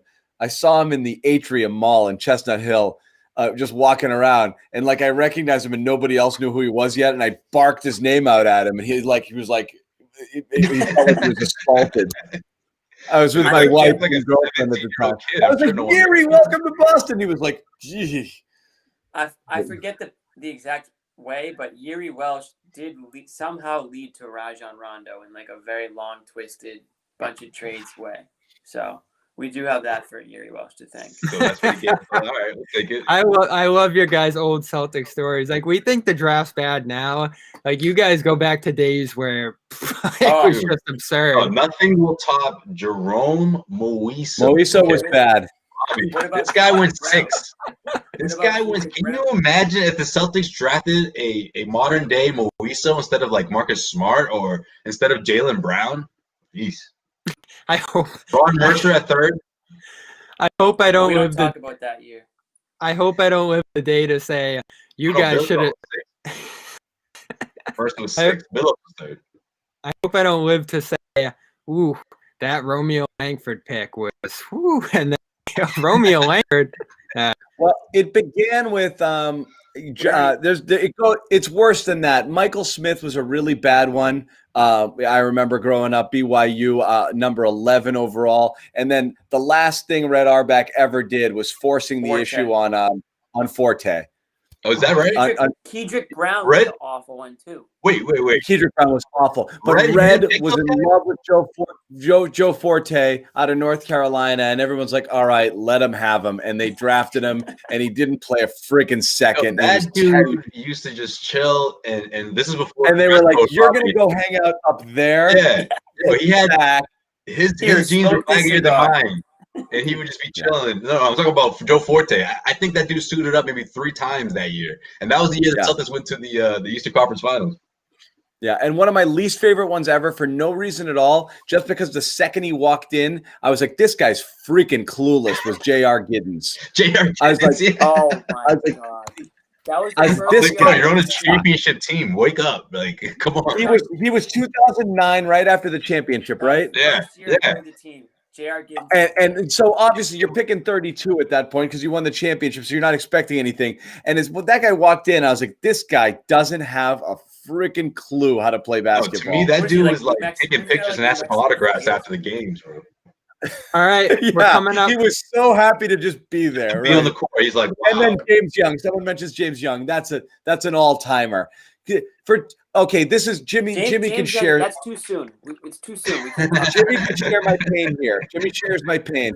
We worked at CSN, now NBC Sports Boston, but I worked at CSN for 10 years, and I had to combat these freaking Green Teamers who could not give up on a player. So for 2.5 years, I keep hearing how James Young's gonna be something, and I'm just like, guys, enough already. It's not happening. You have to stop this madness. There was one James Young cannot play basketball. There was one James Young game against Charlotte too where they were down like 20 and he comes in and hits about 4 shots in the row. And I can remember Tommy screaming and yelling, Gorman saying, they found the guy. Here he is. This is the scorer. The Garden's going crazy. And that was the end of James Young after one good game. Well, he beat out RJ. Yeah, that was the big showdown that year.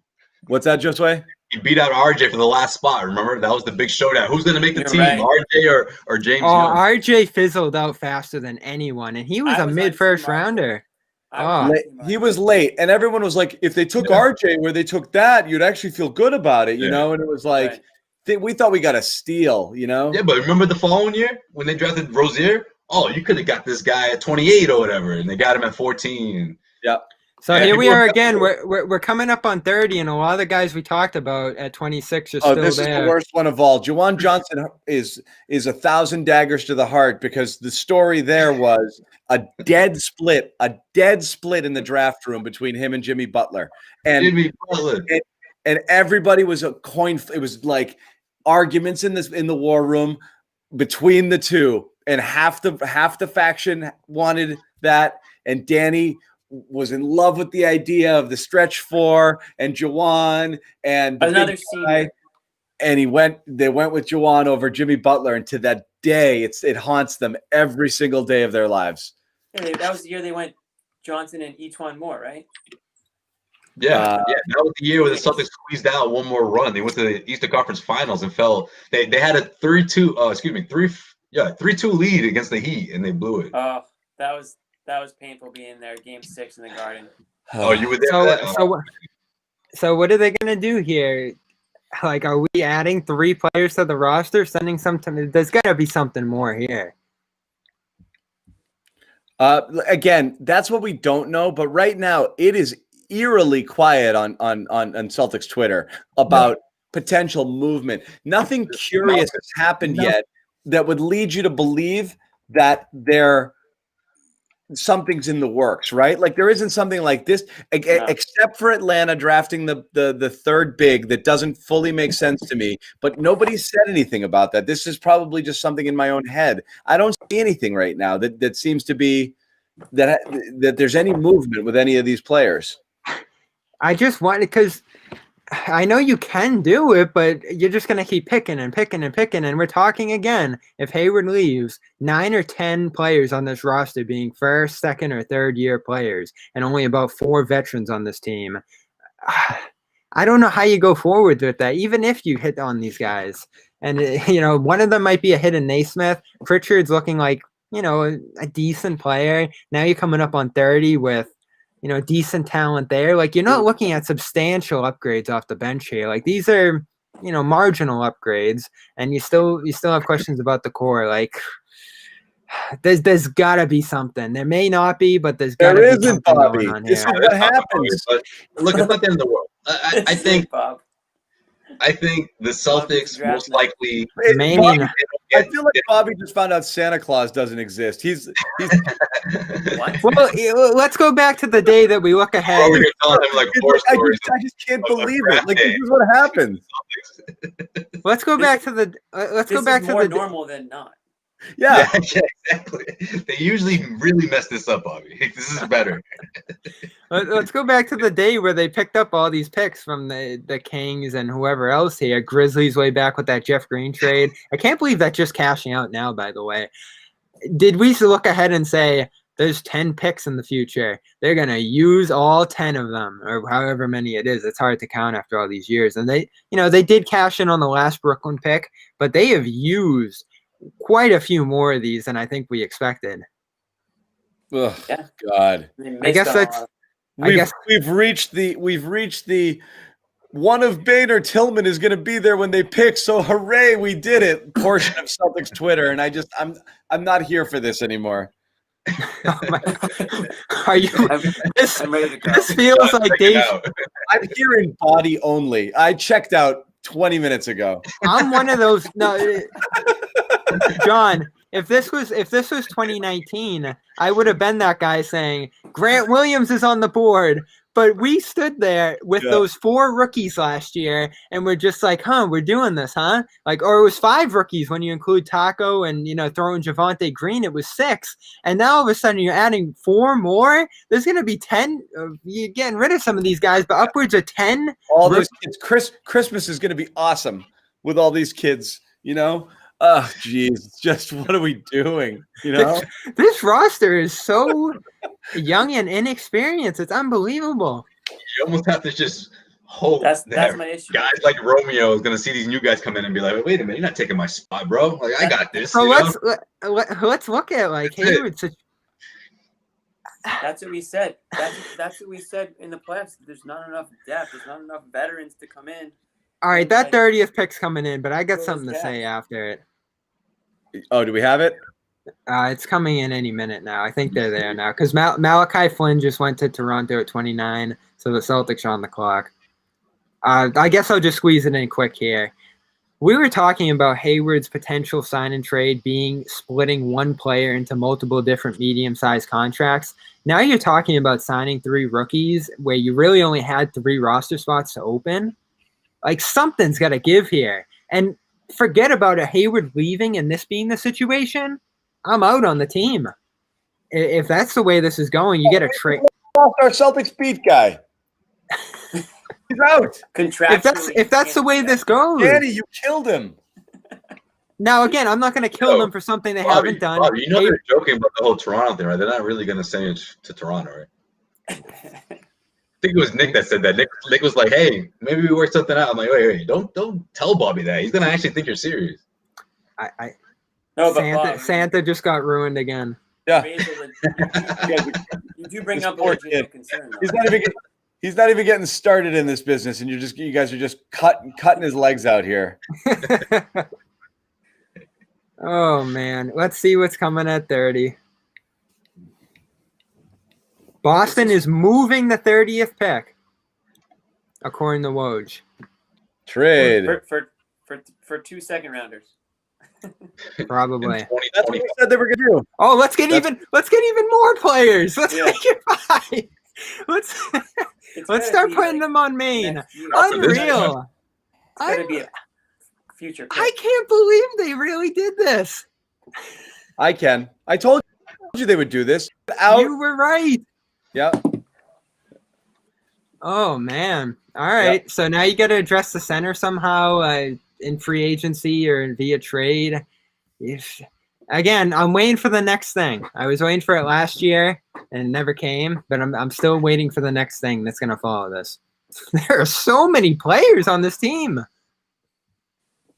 Whew. They're going to get literally nothing for this 30th pick. They have to trade it. That's what I'm saying. You trade for a future. It's going to be one of those like it's a second, but it can convey to a first if such and such sort of things. Right. They had like Minnesota, right? You're not talking about this draft. No, like a future where it'll be like it'll be a second unless the team finishes in the bottom 15 or something. Then it turns into a first or something like that. Right. Yeah. Right. No, like one of those. They've done that. I think it was Minnesota. They did that with, right? Yeah. But it goes back to what I said. I think that's why they may have reached on Prichard, because they kind of knew that they weren't going to get another opportunity to pick him at 30 or whatever. And so it all circles back. 30 is Memphis. going to the Memphis Grizzlies. He doesn't even say for what. For nothing. The return doesn't matter. They're just trading it. Just taking. Well, let's wait on details, and then we'll kind of put a bow here on all of it. But that's what happened. We're looking at a trade with the 30th pick. Maybe for Morant. Morant, I think, probably. That's likely. But they trade the 30th pick. After making their selections at 14 and 26. 14, they took a shooter, Aaron Nesmith, out of Vanderbilt. Mixed reaction. Some people really like it. He's a specialist. He's a scorer, 23 points per game, 52% from three. Was hurt last year, but he should be fine. Then at 26, bit of a reach with Peyton Pritchard, point guard out of Oregon. A lot of people had him kind of as a fringy, more of a second-round pick. Fills a need, I guess. Offensive player, limited athleticism, can score, pesky defender. That's what we got. It's pretty uninspired right now. Like I don't know if the tone of my voice is kind of giving it away, but this seems to be the mood. So the context of this is going to be important for me. If they find a way to keep Hayward around, if they find a reasonable way to move him, like our John Collins scenario, whatever that is, like the salary, right? I think reasonable is out the window now. I mean, let's face it. If he gets moved, the Celtics are going to get screwed. So what are we talking about here next year? We're talking about Brown, Tatum, Smart. This right here could be a salary dump, though, right? Himmelsbach says future pick. That's all I said. Future pick, but you could be tying a salary to this as well.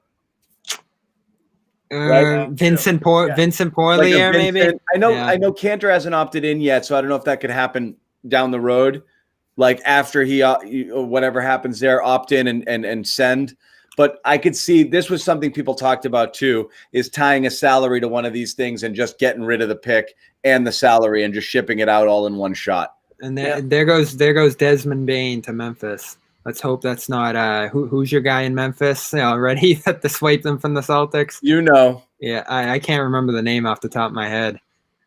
Clark. Yes, the guy I wanted instead of Williams last year. Yeah. I threw stuff last year when that happened. We were talking about him all year long. That bugged me. That's just the perfect guy at that spot in the draft because it's instant energy, athleticism, just what you kind of needed there. I didn't get it. Brandon Clark. That's what I said that. Yeah. Brandon Clark. So watch Desmond Bain become the next third guy in Rookie of the Year for Memphis. Here we are. Not inspiring. Is this your 2 steps back for 1 step forward plan? No, it's the other way around. 1 step back, 2 steps forward. Otherwise, you're going backwards. But I don't know. Right. I don't know. You'll never get where you want to go. Well, that actually could.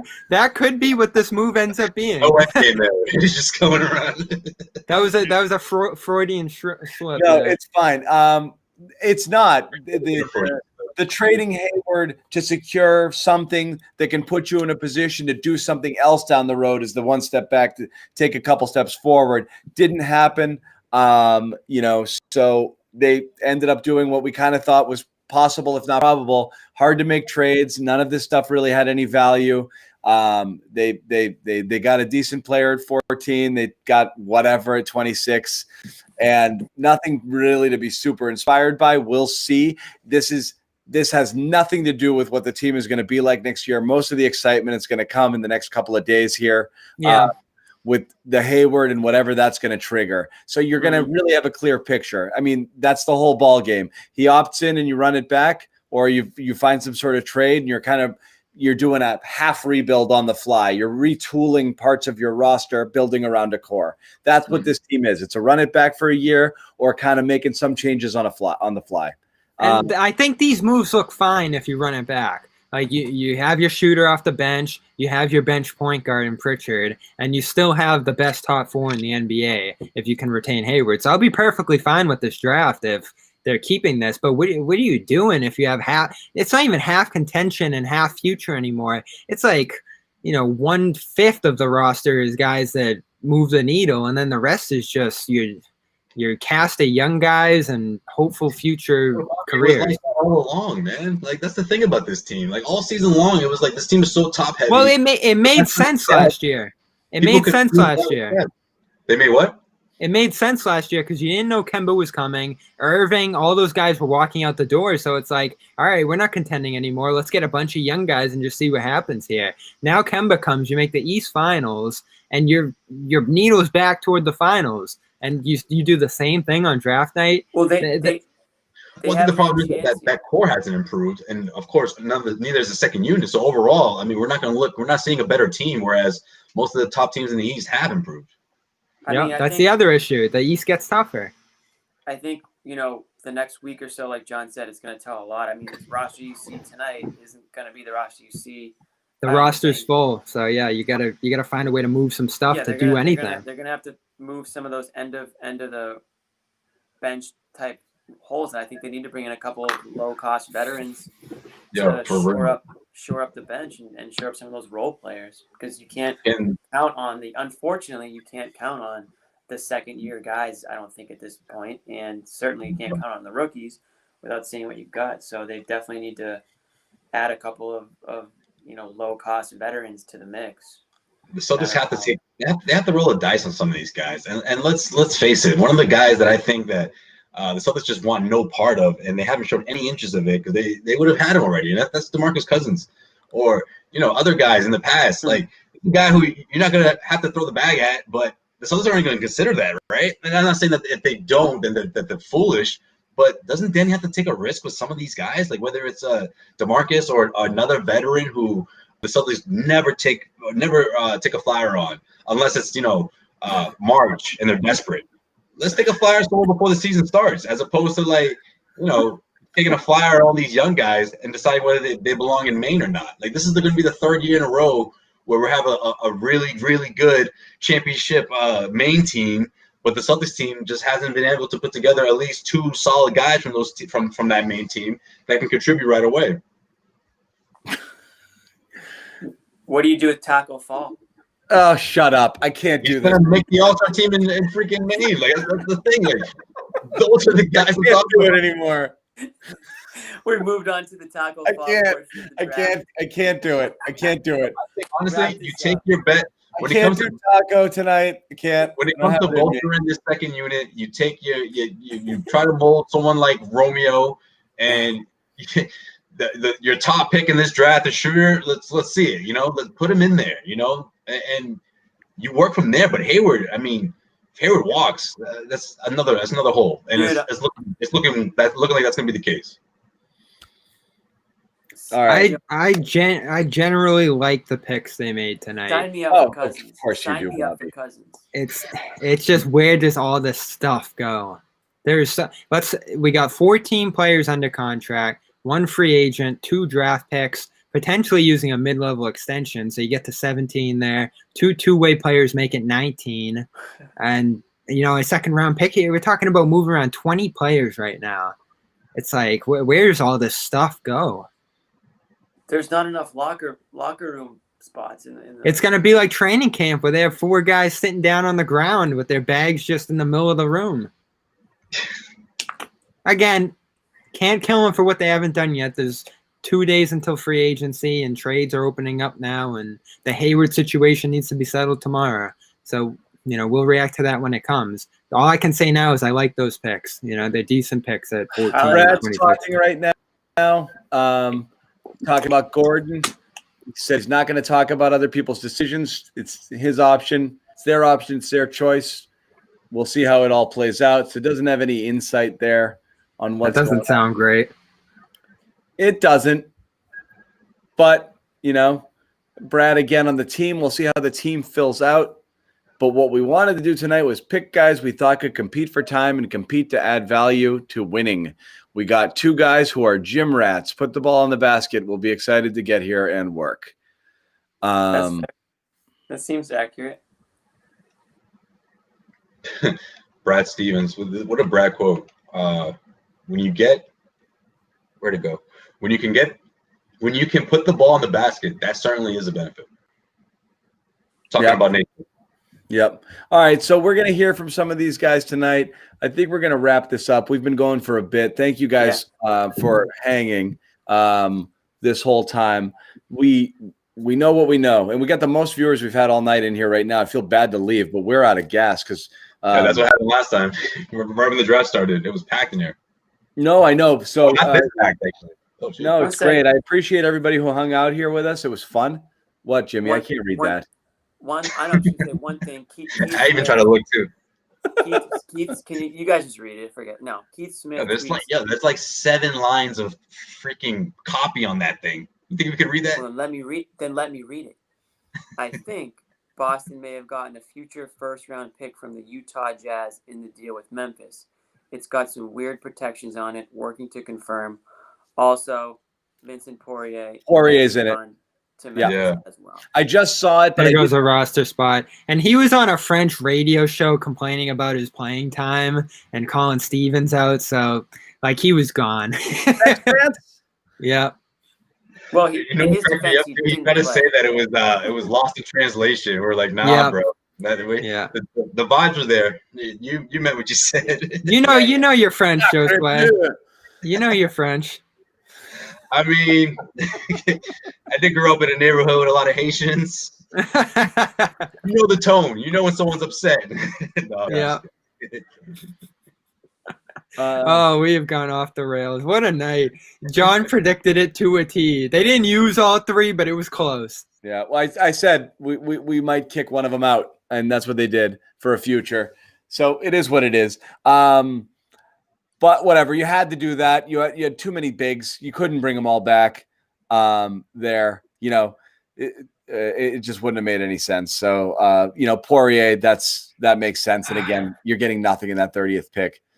So talk about another guy that we broke down to a T last year, projected all this future use for, and now he's gone. So I'll just close it with this. So the Celtics trade their 30th pick for a bag of basketballs, and then at the 31st pick, the Mavericks select Tyrell Terry, who KOC calls the steal of the draft. So we'll see how that goes. Yeah, the tweet Bain and Terry, and then they go in order at 30 and 31, and we're dumping Poirier. And those are the guys that everyone wanted at 26, and then they took Peyton Pritchard, who's again this pick isn't aging well, and it was only made like 15 minutes ago. Again, we don't know. Like we don't know any of this. It just sucks. Like Peyton Pritchard, like some old school actor. You're literally giving your picks away because you couldn't manage them. You gave Vincent 2 years for what? You just wasted a pick to get rid of a pick. He had a good reputation, but clearly wasn't ready for the NBA. Swing and a miss. Oh, there we go. You hit on Tice, you miss on Vincent. I know. But what a hit on Tice. I'm getting angry. It was for the Red Sox. It was Ortiz and Jeremy Giambi, okay? I'm not kidding. In 2003, they take a swing at both these guys. They actually brought Jeremy Giambi in thinking that he was going to be the starting first baseman for the team. Right. And then they bring in Ortiz as a flyer, and Ortiz ends up being a Hall of Famer, and Giambi's, crazy. So you never know. Who had the best night tonight outside the Celtics, you believe? I haven't been paying attention. It's outside the Celtics. You know who I like coming together a little bit? The New York Knicks. I think they had a good night. Great place for Hayward to go when he opts out tomorrow.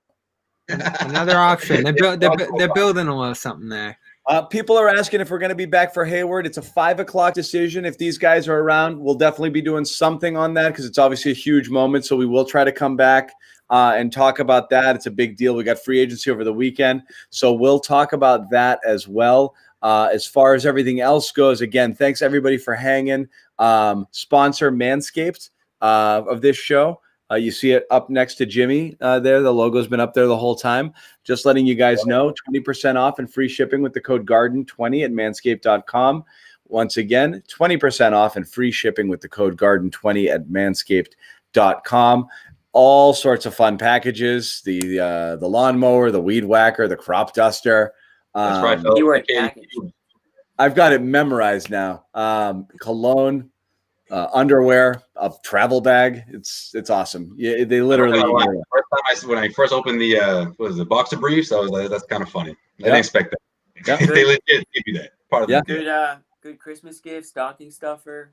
It's time. Yeah, this is good. This is a good gift. It really is. It's a great dad gift. Okay. Really. Kind of a weird dad gift, but a dad gift. Here, Dad, shave your balls. Like,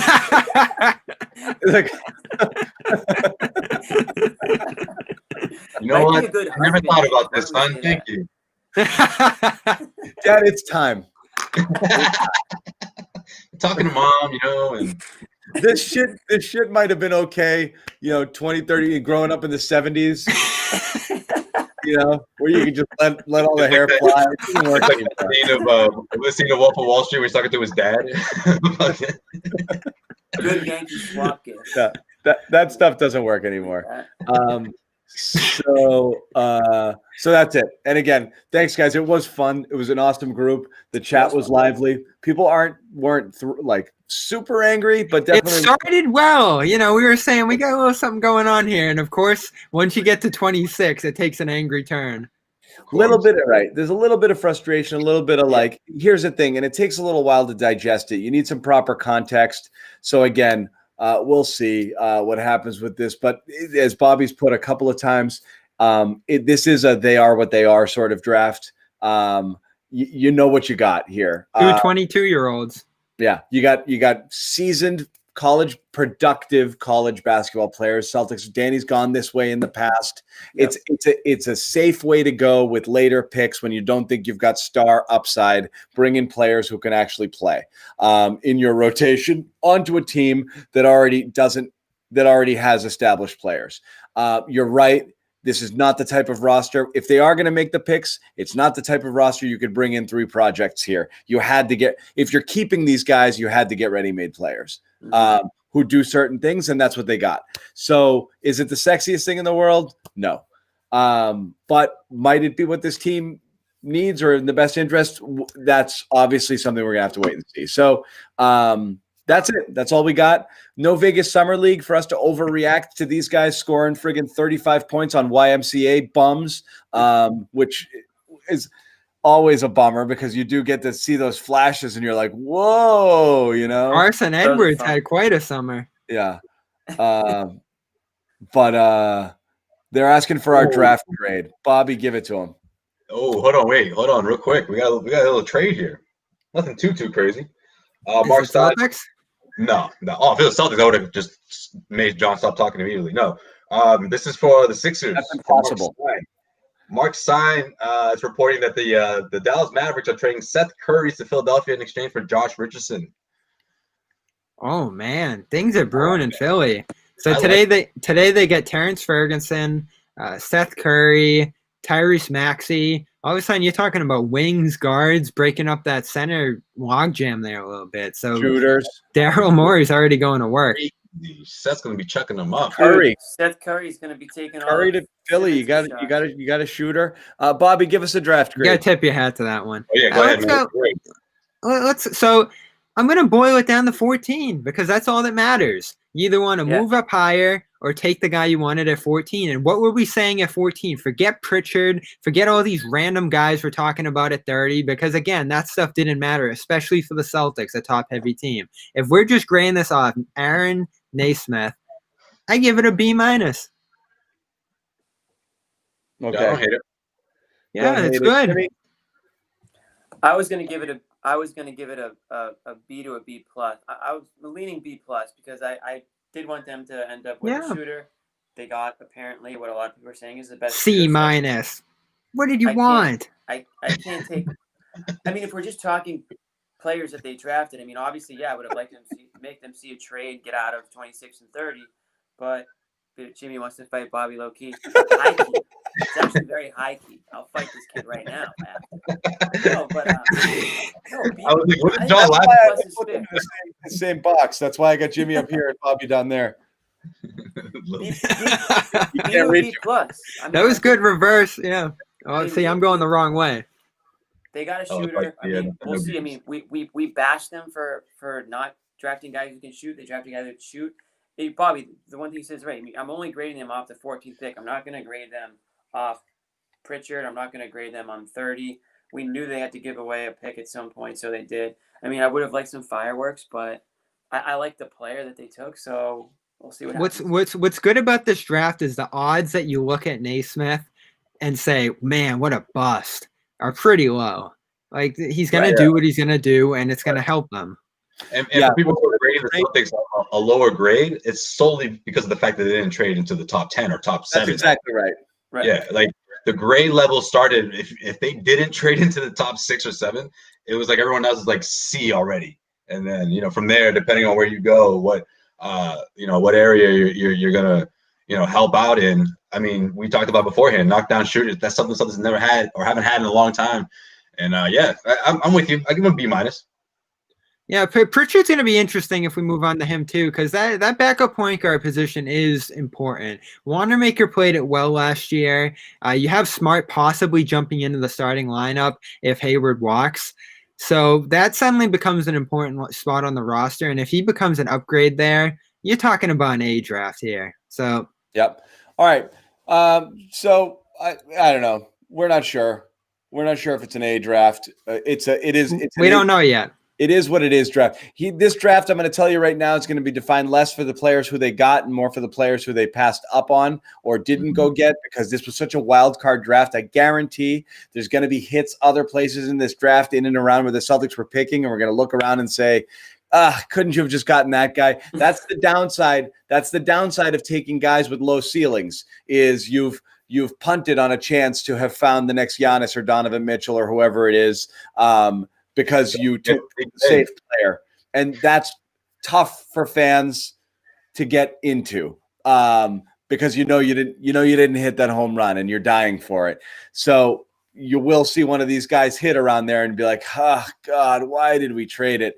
It is what it is. That's the nature of this game. Let's wrap it up here again. I said, from our sponsor, Manscaped, again, the last shout out, Josue, Pavon, Bobby Manning, Jimmy Toscano. We'll talk to you about Gordon Hayward tomorrow. We'll have more stuff coming overnight. You'll hear from Danny. We'll hear from Brad. So keep it here. Subscribe to our YouTube page. If you haven't already, you'll get alerts when we go live. Follow us on CLNS Media. Bobby Manning will be writing there. Also, Celtics blog, Josue, Pavon, heavy.com for Celtics beat there, covering all your Celtics needs. We're going to sign off. Thanks again, guys. We'll probably see you in some form or another tomorrow with a major Gordon Hayward, possibly franchise-altering decision. So we'll see what happens there. All right, guys.